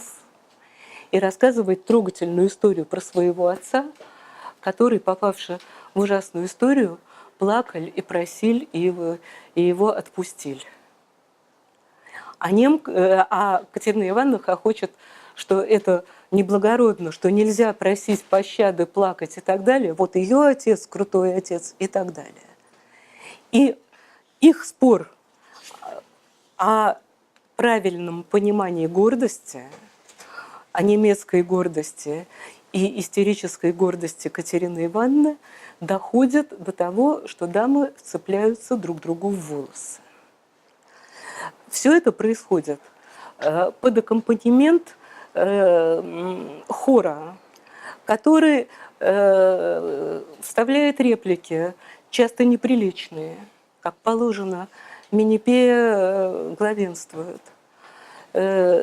Вставляет дополнительные какие-то добавочные, пренебрежительные, неопределенно пренебрежительные вещи. Но ссоры дам, они заинтересованы все, с интересом смотрят, как сейчас произойдет драка, как Катерина Ивановна сорвет с нее чепчик и растопчет его ногами. Услышав это, Амалия Ивановна забегала по комнате, крича изо всех сил, что она хозяйка, и чтобы Катерина Ивановна сию минуту съезжали с квартир.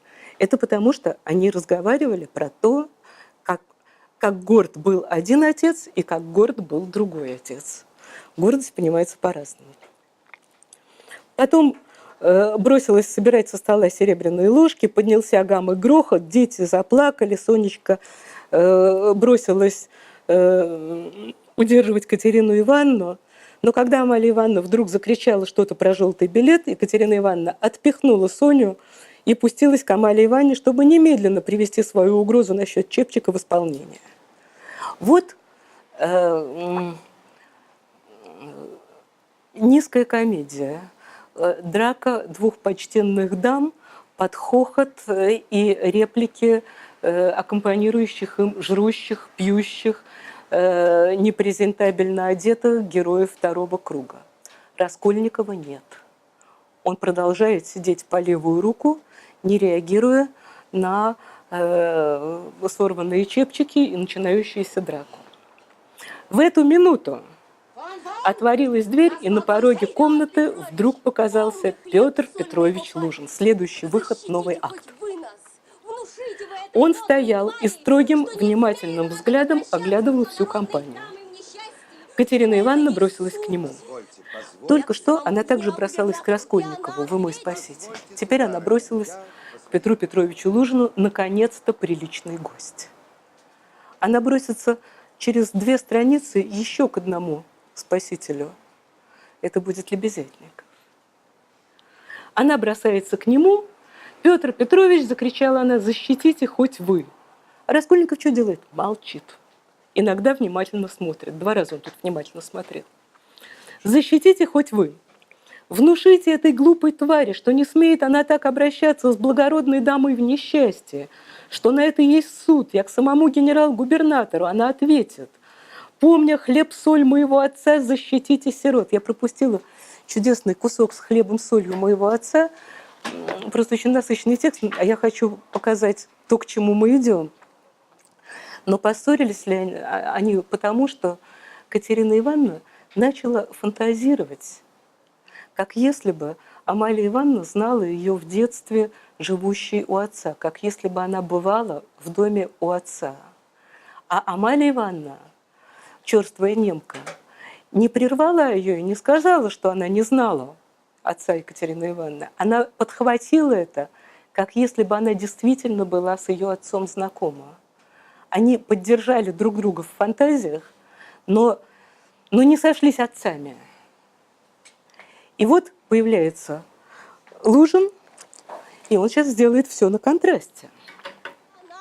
«Позвольте, сударыня, позвольте, сударыня», отмахивался Петр Петрович, «папеньки вашего, как и известно всем, я совсем не имел чести знать. Он в фантазии чужие играть не будет и поддерживать не будет». И дальше он начинает с канцеляризмами «я по своей надобности и желаю объясниться немедленно с падчерицей вашей Софьей Ивановной, кажется так». Он путает отчество, он знает это. «Позвольте пройти». И Петр Петрович, обойдя бочком Катерину Ивановну, направился в противоположный угол, где находилась Соня. Катерина Ивановна как стояла на месте, так и осталась точно громом пораженная. Она понять не могла, как мог Петр Петрович отречься от хлеба-соли ее папеньки. Выдумав раз эту хлеб-соль, она уже сама свято ей верила. Поразил ее и деловой, сухой, полный даже какой-то презрительной угрозы тон Петра Петровича. Мы сейчас в ком? Мы уже давно в Катерине Ивановне. Хотя она ведет себя нелепо, хотя она пытается сорвать чепчик с Амалии Ивановны, хотя она при ней ее обижает и обзывает, хотя все безумно. Но мы уже в ней. И сейчас ее взглядом мы следим, как Лужин вдруг почему-то не поддержал историю про хлеб-соль отца, отправился мимо нее к Соне, и сейчас он начнет говорить ужасное. Вот здесь я не буду проскакивать. Вы выдержите? Извините, что я, может быть, прерываю, но дело довольно важное, заметил Петр Петрович, как-то вообще и не обращаясь ни к кому в особенности. И я даже и рад публике. Амалия Ивановна, прошу вас покорнейше в качестве хозяйки квартиры обратить внимание на мой последующий разговор с Софьей Ивановной. Софья Ивановна, продолжал он, обращаясь прямо и к чрезвычайно удивленной и уже заранее испуганной Соне. Со стола моего, в комнате друга моего, Андрея Семеновича Лебезятникова, тотчас же вслед за посещением вашим исчез принадлежащий мне государственный кредитный билет 100-рублевого достоинства. Если каким бы то ни было образом вы знаете и укажете нам, где он теперь находится, то уверяю вас честным словом и беру всех в свидетели, что дело тем только и кончится. В противном же случае принужден я буду обратиться к мерам весьма серьезным, тогда пеняйте уже сами на себя. Роскошная реплика. Совершенное молчание воцарилось в комнате. Даже плакавшие дети затихли. Хор все время будет реагировать то молчанием, то угрожающим гулом, то хохотом. Он все время будет сопровождать главных героев.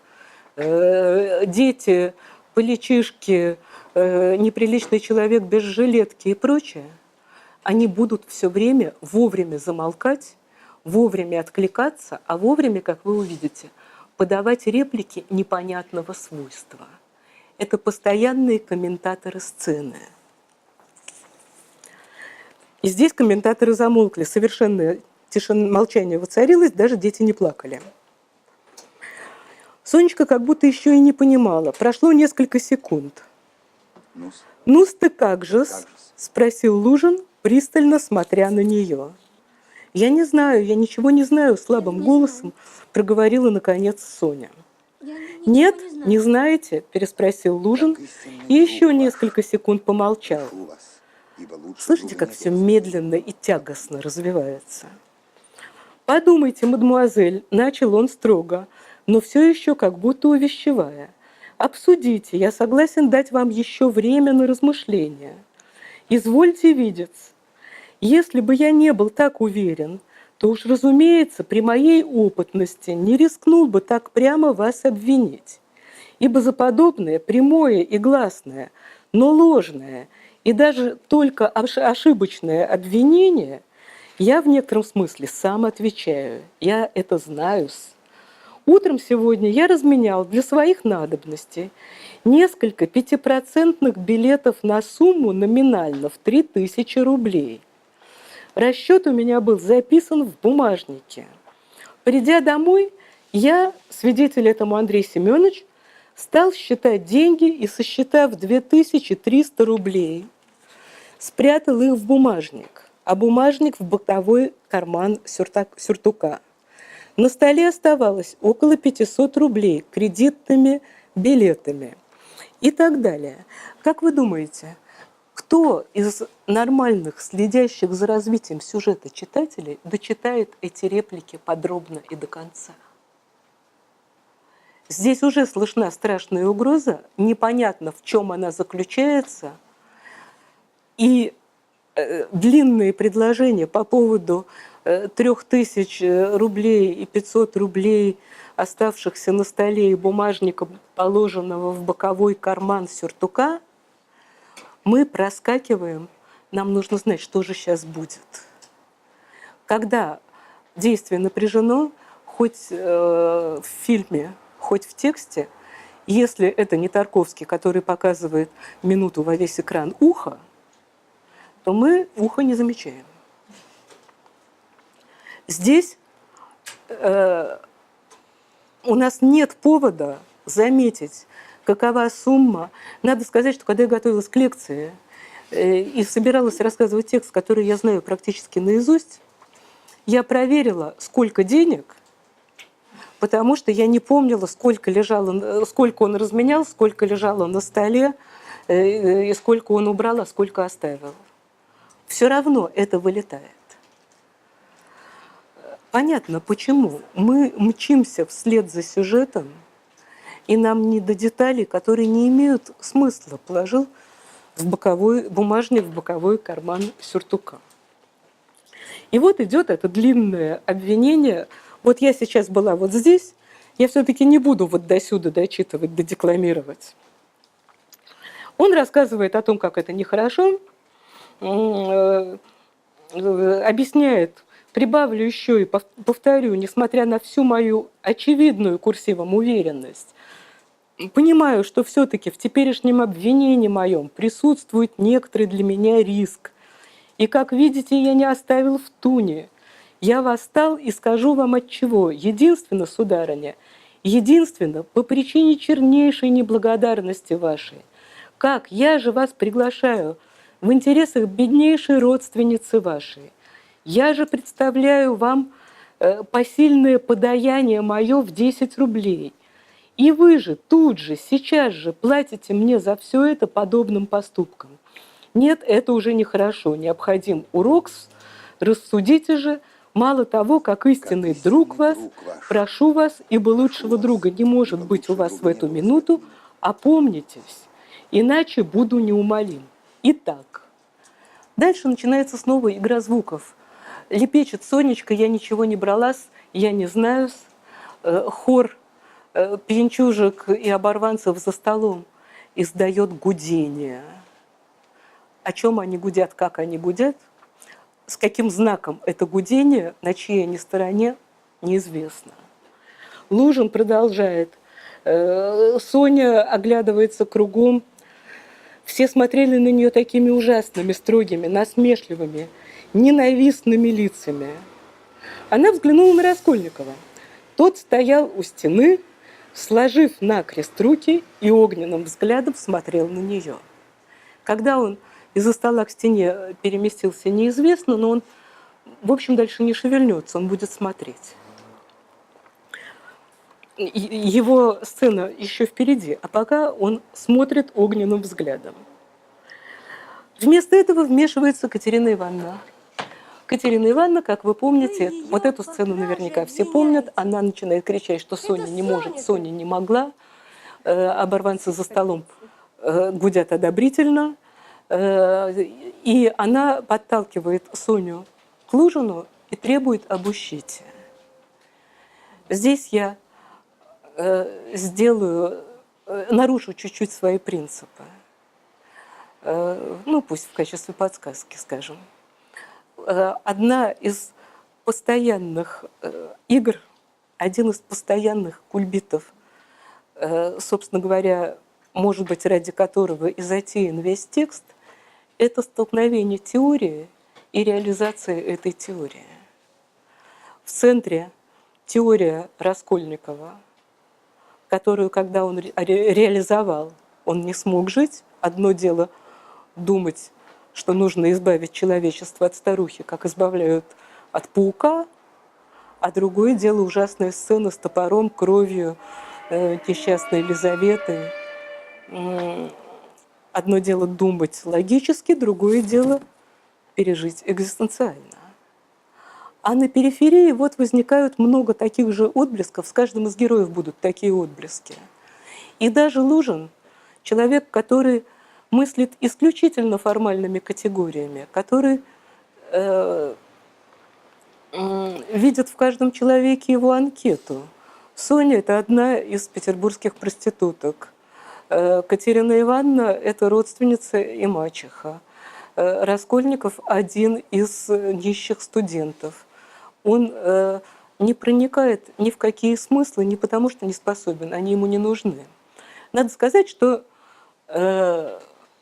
если кто-то читал или возьмется после этого почитать повесть Достоевского «Кроткая», которая тоже построена на сплошной диатрибе, то там Лужин, названо иначе, дойдет до понимания к последней странице. А здесь у него не было повода развиться. И вот один из периферических моментов. Лужин, у которого была теория опозорить перед всеми Соню, когда Катерина Ивановна толкает Соню к нему и кричит «обыщите ее», он попятился, он сбился со своего канцелярита, начинает прятать руки за спину и говорит: нет, ну как же так просто обыскать по причине пола не могу. Если бы Катерина Ивановна не взяла инициативу на себя, он бы сник. Одно дело теория, другое дело исполнить это практически. Но Катерина Ивановна выворачивает Сонины карманы, и из одного Сониного кармана вылетает 8 сложенная сотенная бумажка. Греческий хор снова издает гул. Соня молчит, а потом говорит: я не понимаю. Катерина Ивановна кричит, она не могла, она святая, они обнимаются, рыдают, очень много шума. И торжество Лужина у него уже почти не получилось, он уже почти отказался от затеи. Одно дело задумать, другое дело сделать своими руками. Он почти не смог. Ему помогли. И вот в этот момент, когда все происходит самым страшным образом, дети плачут, Катерина Ивановна кашляет, кричит: «Я не сумасшедшая, дурак, дураки», масса звукоподражательных слов. Катерина Ивановна в выступлении теребила Лужина, таща его к Соне. В общем, вот происходит ужасная, шумная, но абсолютно наблюдаемая сцена. Только Раскольников непонятно, что делает. Так и стоит, скрестив руки на груди, смотрит огненным взглядом. Вот непонятно. Соня, Соня, я не верю. Вот все это такое. И в этот момент плач бедной, чехоточной, сиротливой Катерины Ивановны произвел, казалось, сильный эффект на публику. Тут стало столько жалкого, столько страдающего в этом искривленном болью чехоточном лице. Слышите, какие отвлечения? И вот в этот момент следует последний акт пьесы. «Как это низко!» раздался вдруг голос в дверях. Кстати, вопрос про ассоциации. Как, по-вашему, этот голос должен быть высокий или низкий? Это контаминация. Как это низко раздался вдруг голос в дверях. Кажется, что это низкий голос. Это фальцет маленького белобрысого с бакенбардами в виде котлет Лебезятникова. Но мы забыли и про его котлеты, и про его бакенбарды. Как это низко в комнату входит Deus Ex Machina, Спаситель. И дальше будет сцена торжества. Лебезятников точно так же, как все персонажи романа, играет со своей достаточно нелепой оборванной теорией про женский вопрос, бедности, богатства, коммуны и гражданский брак.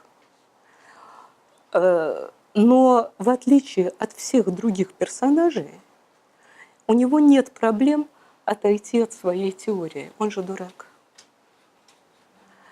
Одних, как главного персонажа, теория вынуждает взять на себя претворение ее в жизнь и сделать пробу, иначе нет никакой справедливости. Только что у нас на глазах Лужин отступал, не мог привести в действие свою теорию. А Лебезятников с его рваными фразами, с его нахватанными историями про Дарвина, происхождение от обезьяны и анатомический атлас, который он показывает девушкам, чтобы их развить, у него нет внутреннего противоречия, он глупый. И поэтому он входит с репликой «как это низко», и сейчас он начнет его разоблачать. Он будет его разоблачать роскошно, плюнув на все свои представления о благородстве, которого нет, о пользе, которая всему голова, о государственных институтах, которые революционер должен презирать. Он просто про это не помнит. У него натура сильнее логики, он глупый. Это его счастье. «Какая низость!» — повторил Лебезятников, пристально глядя ему в глаза. Петр Петрович как будто даже вздрогнул. Это заметили все. Потом об этом вспоминали. Представьте себе, пьяная компания, которая замечает случайный жест вошедшего человека. Его не должны были с реалистических позиций заметить, но здесь театр. Лебезятников шагнул в комнату. «И вы осмелились меня в свидетели поставить», — сказал он, подходя к Петру Петровичу. «Что это значит, Андрей Семенович? Про что вы мне такое говорите?» — пробормотал Лужин. «То значит, что вы клеветник, вот что значат мои слова», — горячо проговорил Лебезятников, строго смотря на него своими подслеповатыми глазками. Раскольников так и впился в него глазами, как будто подхватывая и взвешивая каждое слово. Опять воцарилось молчание. Петр Петрович даже потерялся, особенно в первое мгновение. И дальше Лебезятников начинает разоблачать. Это вы, низкий человек, может быть, пьете, а не я. Я и водки сегодня совсем не пил, потому что это не в моих убеждениях. Вообразите, он сам своими собственными руками отдал этот 100-рублевый билет Софье Семеновне. Я видел, я свидетель, я присягу приму, которая чушь, гиль и ерунда. Он повторил Лебезятников, обращаясь ко всем и каждому. Да вы рехнулись, что ли, молокосос, взвизгнул Лужин. У Лужина здесь будет мало реплик. Я видел. И дальше, да, еще одну фразу. И хоть это против моих убеждений, но я готов сейчас же принять в суде какую угодно присягу, потому что я видел, как вы ей тихонько подсунули. Только я-то, дурак, подумал, что вы из благодеяния подсунули. В дверях, прощаясь с нею, когда она повернулась, и когда вы ей жали одной рукой руку, другую, левую, вы положили тихонько в карман бумажку. Я видел. Роскошное же выступление. Лужин побледнел. Что вы врете? Дерзко вскричал он. Да и как вы могли, стоя у окна, разглядеть бумажку? Вам померещилось. На подслепые глаза. Вы бредите. Здесь будет чудесный детективный прием. Лебезятников будет рассказывать, что хотя он ходил по комнате, и от окна он действительно своими подслеповатыми глазками не мог это видеть, но когда он проходил мимо стола, с которого уже основная часть денег исчезла, он видел, как в одной кучке лежали 100-рублевые билеты, в другой 10-рублевые, одна была справа, другая слева. И когда он был далеко от окна, ему не нужно было разглядывать эти билеты, он видел, какой рукой Лужин взял билет, он знал, из какой кучки. И сопровождается это уже антидетективным моментом. Как мы обычно рассказываем, что мы вспомнили кое-что. Я увидел кое-что, знакомую мебель, допустим, и вспомнил, что я в это время думал. От внешних пространственных вещей у нас возникают ассоциации с каким-то состоянием, которые были, когда я в прошлый раз с ним соприкасался. На этом, собственно говоря, построены мнемонические приемы. Если тебе нужно запомнить десяток иероглифов, один иероглиф положи в раковину на кухне, другой положи на коврик под дверью и так далее. И когда тебе нужно будет их вспоминать, ты смотришь внутренним взглядом на коврик под дверью и вспоминаешь, какой там лежит иероглиф. У Лебезятникова замечательным образом все наоборот. Он говорит, я только потому запомнил, как Лужин подкладывает бумажку Соне, что мне в это время одна мысль пришла в голову.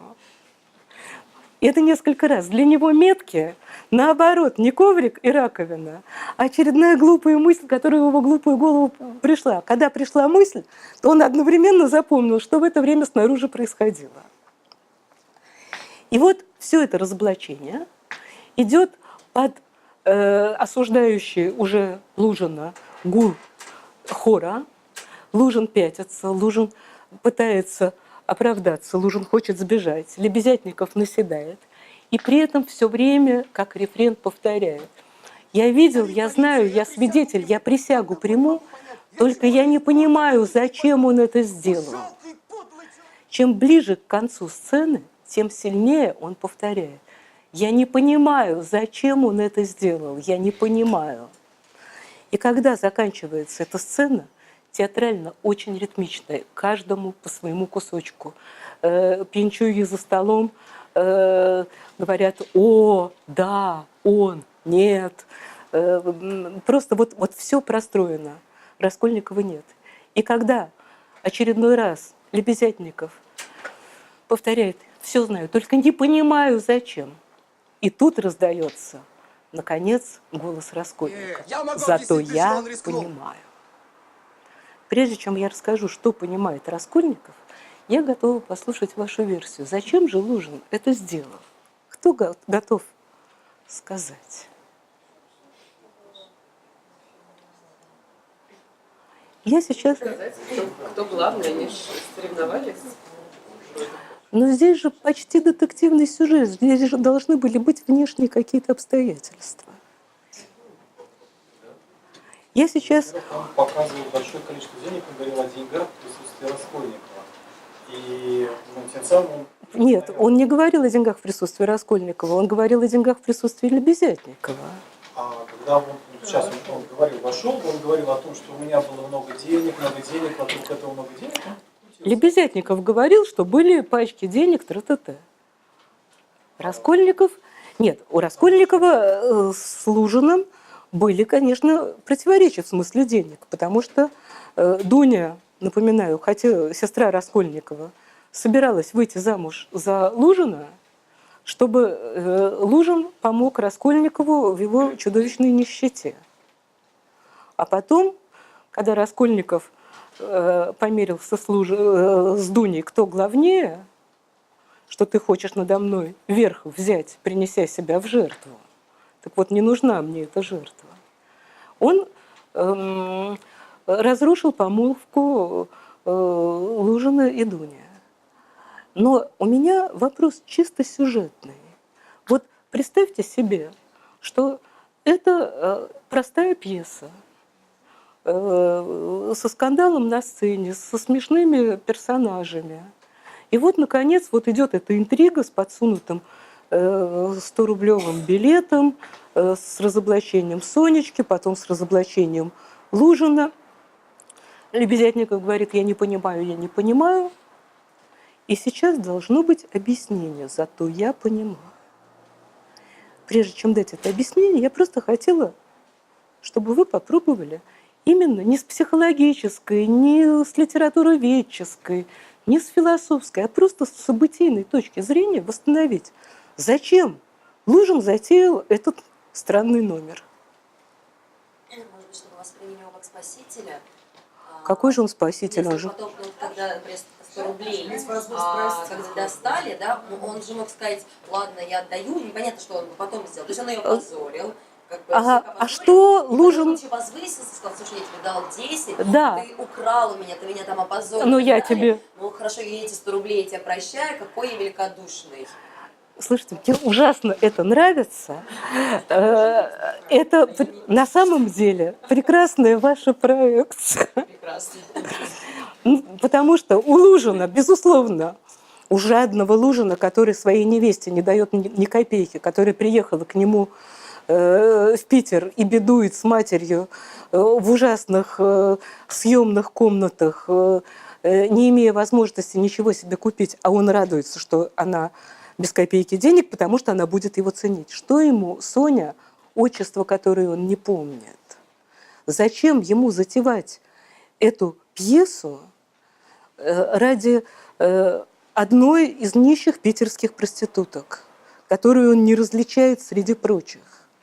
Это она для нас, Сонечка. А для него вот девка из номеров ниже. Как-то связано с Раскольниковым. Не просто связано.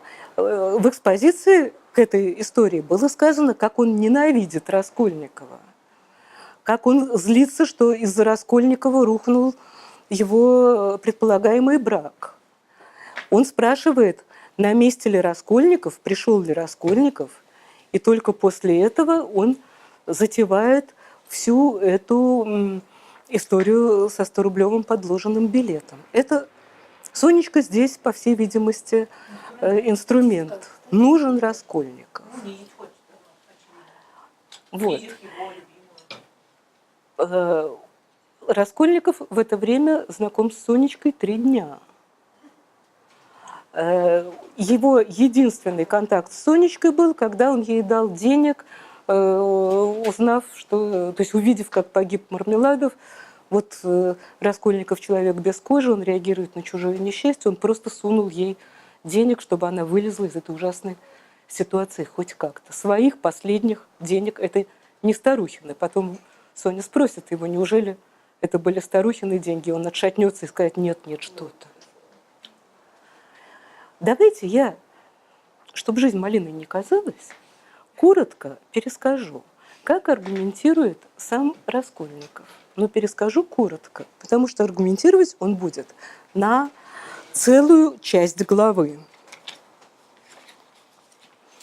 Вот досюда он будет, извините, вот досюда он будет аргументировать. Но обратите внимание, значит, зато я знаю, возникает голос Раскольникова, и дальше Раскольников вдруг начинает говорить так, как ни до, ни после в этом романе он ни разу не говорил. Он говорит почти так же, как Лужин.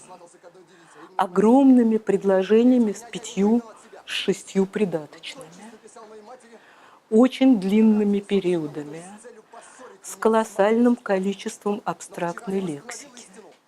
Я в том числе уклоняюсь от чтения этого, потому что это невозможно прочесть так, чтобы это можно было слышать. Если Лужин еще говорит пародийным образом, то Раскольников говорит просто языком очень плохой прозы. Если бы таким языком был написан киносценарий, то сказали бы, диалоги нужно отдать другому редактору, это все нужно к черту переписать.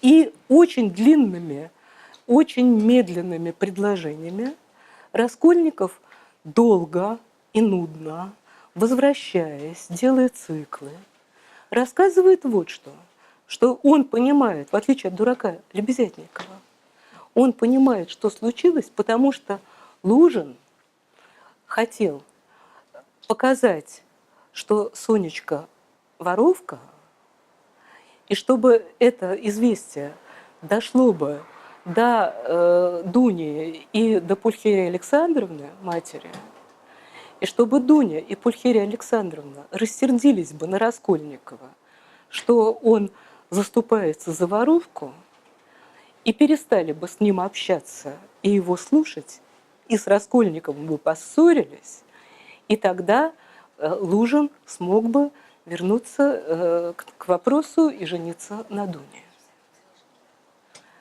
Пожалуйста, еще раз посмотрите, какая логика. В этих нищих номерах нет никого из потенциально возможных знакомых Дуни и Пульхерии Александровны. Это раз. Дуня и Пульхерия Александровна только что в предыдущей главе общались с Соней, которую нахально привел Раскольников. Это было нарушение всевозможных правил, потому что в это время желтый билет – это, в общем, абсолютный изгой, непринимаемый в обществе, и порядочную девушку познакомить с проституткой совершенно невозможно. Но Достоевский любит эти сцены, я вас отсылаю к Бахтину, я не буду его подряд повторять, хотя я и так им грешу все время. Я не всегда говорю, что ой, Бахтин, опять Бахтин, но и здесь был. Вот. И теперь Лужин затевает среди людей, совершенно незнакомых с Пульхерией Александровной и Дуней, большую интригу, чтобы показать, что Сонечка мало того, что проститутка, она еще и воровка. Ну, то есть примерно, что мало того, что убийца, но еще и курит. Вот да, такое ощущение, что он нелогичен. Тут одного достаточно. Вот. Причем этот ужас с проституцией был доведен до апогея. Он возвысил Соню и не унизил свою семью. Они приняли это, они были ошеломлены, но поддержали его. Что вот оказывается, что то, что делать нельзя, то можно. Они, в отличие от Лужина, воспринимали Соню не как анкету, а как Соню.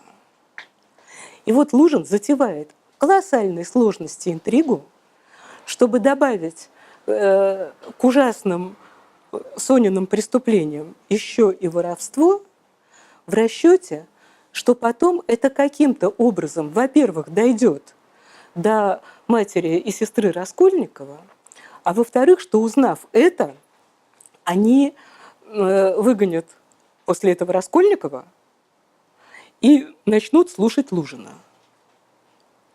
Здесь нет логики.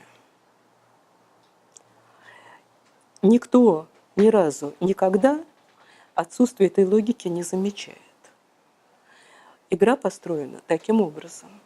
Это не первый такой ход в игре, но очень красивый. Когда нужно, чтобы читатель не обратил внимания на некоторые вещи, чтобы это вылетело у него из головы. Достоевский, во-первых, резко меняет ритм. Только что была практически ярмарочная площадная театральная сцена. Кричали, вцеплялись в чепчик, говорили смешно и несли чушь. Потом драма с рыдающей Сонечкой, плачущими детьми, кашляющей Екатериной Ивановной. Вот все блистает ярмарочными красками. Потом катарсис. Пришел Спаситель, раздался низкий голос в дверях. Как это низко? Потом низкий голос обнаруживается, что принадлежит Лебезятникову. А про Лебезятникова мы только что знали, что он дурак. Нам много раз про это говорили, а в экспозиции нам много-много раз показывали, какой он нелепый, какой он вне контекста, мы бы сказали, какие у него рваные предложения. И вот Лебезятников говорит: я только не понимаю. И тут появляется персонаж, с которым мы прожили уже вот столько. Не с ним, а в его образе. Мы начали с первого пробега по Петербургу, а потом мы вместе с ним бежали, держа в пришитой под мышкой пальто петле топор. Мы с ним много пройдено. Раскольников смельчак, философ, теоретик, все понимающий и не боящийся сделать пробу. И когда Раскольников говорит: «Зато я понимаю», мы знаем, что сейчас Раскольников все правильно объясняет. Он же умный, а Лебезятников дурак. И мы с Раскольниковым, мы влились, наконец, после вот этой болтанки, побывав то Соней, то Лужиным, то Лебезятниковым, у нас уже кружится от этого голова. И вот, наконец, нам снова подали наш знакомый транспорт. Мы снова в Раскольникове, Раскольников понимает. Теперь мы можем расслабиться и не очень слушать, тем более говорит он очень плохо, очень медленно, очень с повторами, с количеством придаточных предложений, которому позавидовал бы бывалый Нелпер, переполняя оперативную память и создавая, в общем, гипнотическую ситуацию. И мы вполглаза читаем то, что объясняет Раскольников. Мы знаем, что за ним не нужно следить, он молодец, он все правильно объяснит, он же умный. А ехать по 5 соподчиненным предложениям и искать между ними какой союз, так нет, нужно вернуться назад и посмотреть, это однородное подчинение или последовательное. И к чему там последнее таким образом? А нам же хочется знать, что дальше. И мы пропускаем, даже если мы не умеем читать по диагонали и просто прихватываем это глазами, мы, главное, в тот момент, когда Раскольников все рассказывает, мы делаем выдох. Мы понимаем, что все в порядке, что Раскольников все объяснил, что подлый Лужин строил какую-то интригу, ну и хорошо. Мы немножко отдыхаем после напряжения этого райка.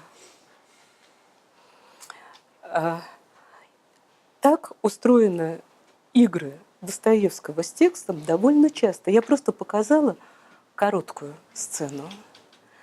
У Достоевского очень ритмично возникают места, на которых повешена табличка «Не надо читать подробно.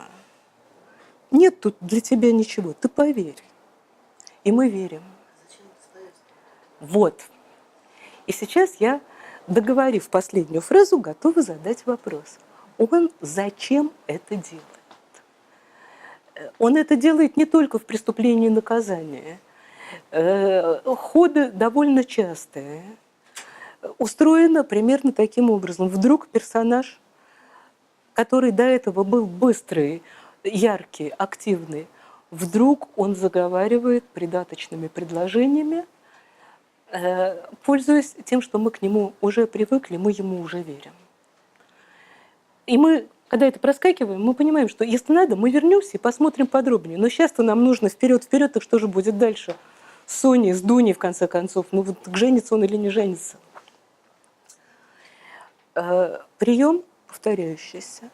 А вот теперь, во-первых, я обобщу, как устроена игра, а потом задам вопрос, зачем это нужно. Я готова предложить свою интерпретацию, но эта интерпретация до этого было тыканье в текст самым формалистским образом. Вот эта гаечка вот на этом месте закручена, вот она. Я не стала злоупотреблять вашим вниманием и расписывать зелеными стрелками, как что с чем согласовано, и глубинно-синтаксические конструкции. Но здесь я поступаю как Раскольников. Но я же знаю, вы мне поверите. Ну, правда, зуб даю, знаю. И не буду рассказывать про неагентсные конструкции, как они чередуются с агентсными в присутствии той или иной фигуры. Вот.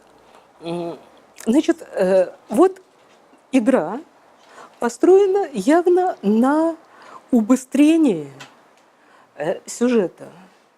Я не сомневаюсь, я думаю, как и вы, что если бы нужно было мотивировать, зачем Раскольников это делает, еще страниц 20 ушло бы на то, чтобы это логично мотивировать.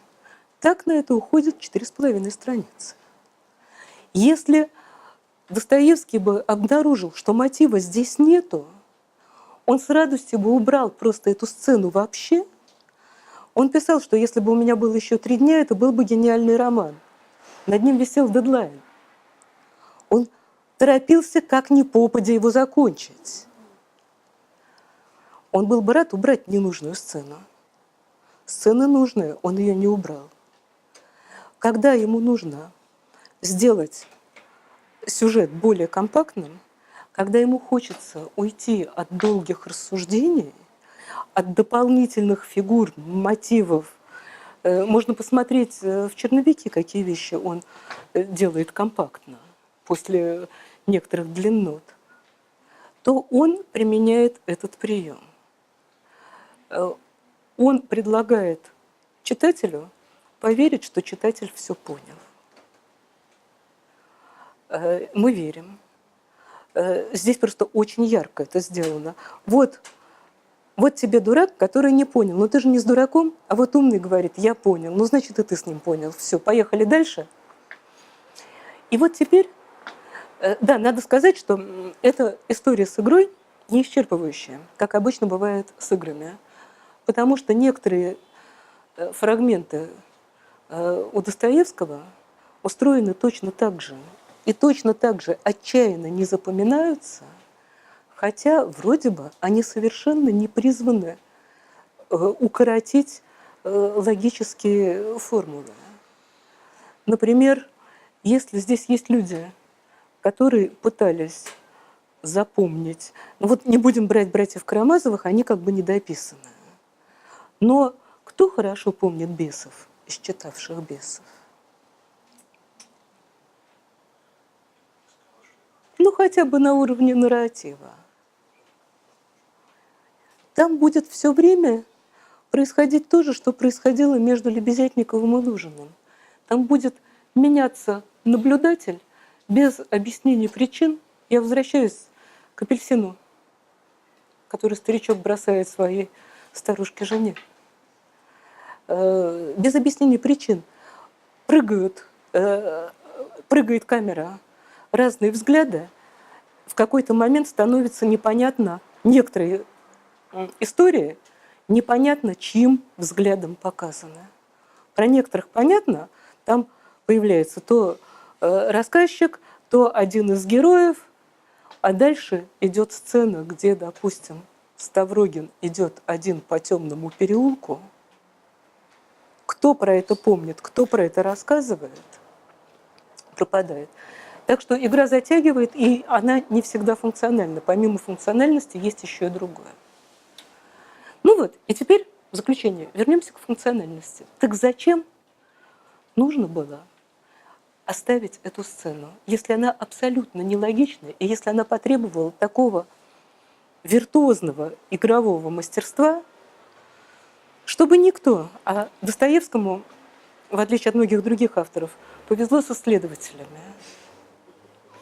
Его хорошо читали. И было и есть много людей, которые разбирали его по предлогам и союзам. И почему на этом его не ловили? Понятно, устроено сложно. Зачем? Зачем он оставил эту сцену? Почему она была ему так важна, что нужно было ее так маскировать? Вопрос, зачем предполагает осознанность? Да? Да, конечно. Вы говорите о том, что вот эта схема повторяется во многих его вещах и много раз. Так может быть, это неосознанное его личное проявление собственного стиля, и он не мог это выбросить, Саша, просто потому, что это было... Значит так, у меня есть хорошее возражение. Он же Достоевский. А если говорить подробнее, я не дам себя втянуть в разговор осознанно или неосознанно. Я не умею это различать, действительно не умею. Даже если разговор пойдет не о Достоевском, а о Олигофрене Васе, я тоже не знаю, где Вася делает что-то осознанно, а где неосознанно. Я не умею это понимать. У меня... Нет, Саш, я говорю, у меня нет механизма. Но здесь, пожалуй, дело все-таки в другом. Целиком текст, как правило, у хороших писателей, ну, за исключением каких-то глубин, более-менее осознанно. Это не аргумент в пользу осознанности. Текст все-таки более или менее, не очень хорошо, но все-таки им редактирован. Повторы, как вы совершенно правильно сказали, эти все время есть. Так вот, что это за повторы? Хорошо, может быть, это его личная травма. Хорошо, может быть, его мамка в детстве уронила, и с тех пор он такое про это любит говорить. Но про что этот повтор? Нет, нелогичность как раз здесь хорошо замаскирована. Мейкап, через который не пробиться. А зачем? Зачем нужна была эта сцена с подлецом Лужиным? Поверьте мне на слово. Просто ему хотелось и все.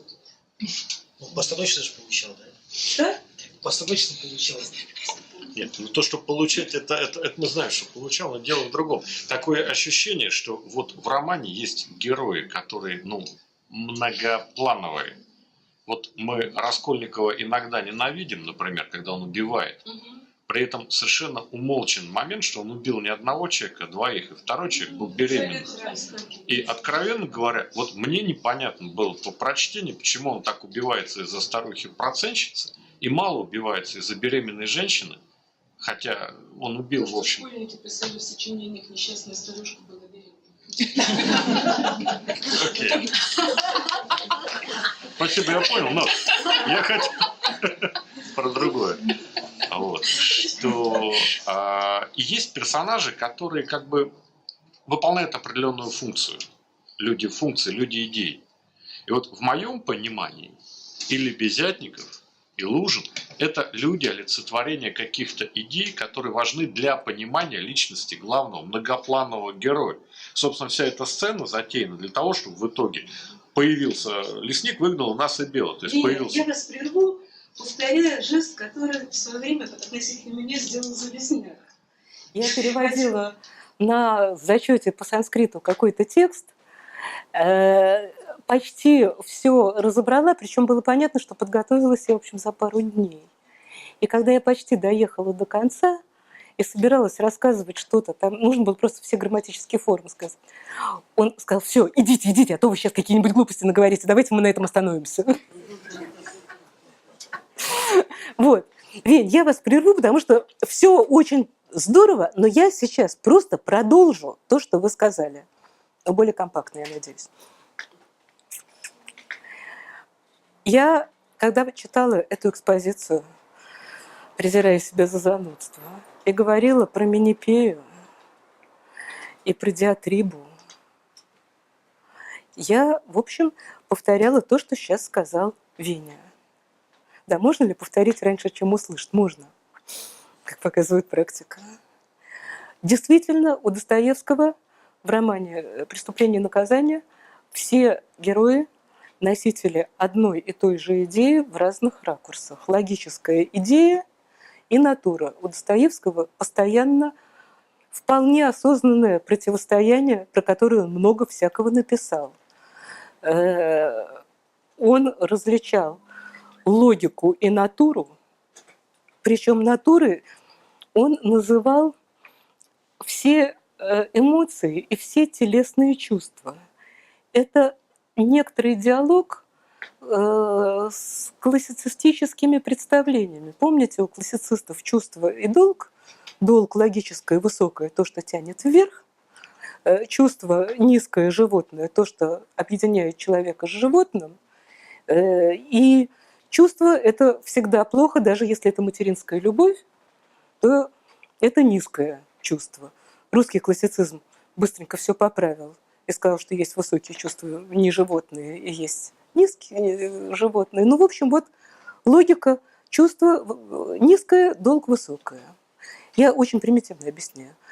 Прокружившая через сентименталистов, романтиков первых, романтиков вторых и так далее, Достоевский, вот здесь я не знаю, осознанно или нет, он пришел к противопоставлению логическое и то, что он называет натурой. Это чувство, это телесность, это сны, это бессознательное, это психоанализ до Фрейда. И у него противопоставление выглядит таким образом. Теория логическая бывает всякое. Бывает удачная, бывает неудачная, бывают хорошие, бывают плохие теории. Они могут быть разные. А чувство – это просто текстом здесь прописано, особенно в разговорах с Порфирием это видно. А чувства тупые, простые. Не чувство, а натура. Натура очень простая, но она умеет говорить только «да» и «нет». Но эти «да» и «нет» категоричны. И если теорией можно обмануть других или себя и создать всякие замечательные, все объясняющие теории, а натура пятится и говорит «нет», то против натуры невозможно ничего поделать.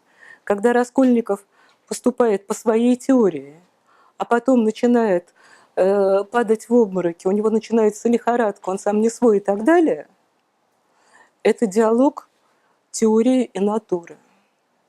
У каждого из персонажей будут свои разговоры между теорией каждого и натурой каждого.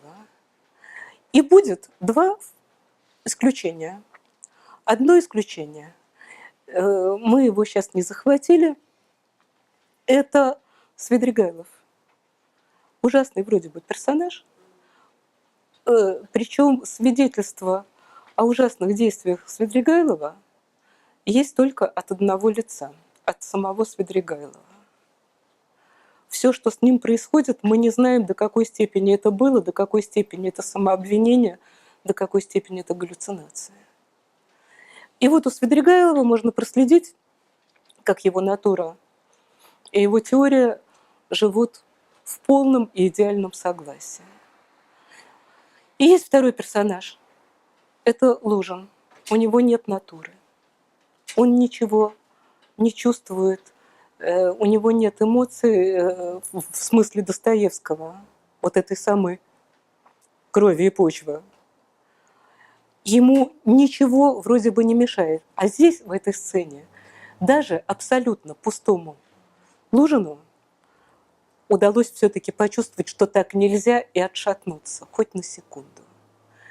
Это теория, которую Достоевский почерпнул от Кони, с которым потом он сильно рассорился. Но в тот момент он ходил на судебные заседания, и в частности, по крайней мере, в русской традиции именно Кони принадлежит термин «нравственный идиотизм».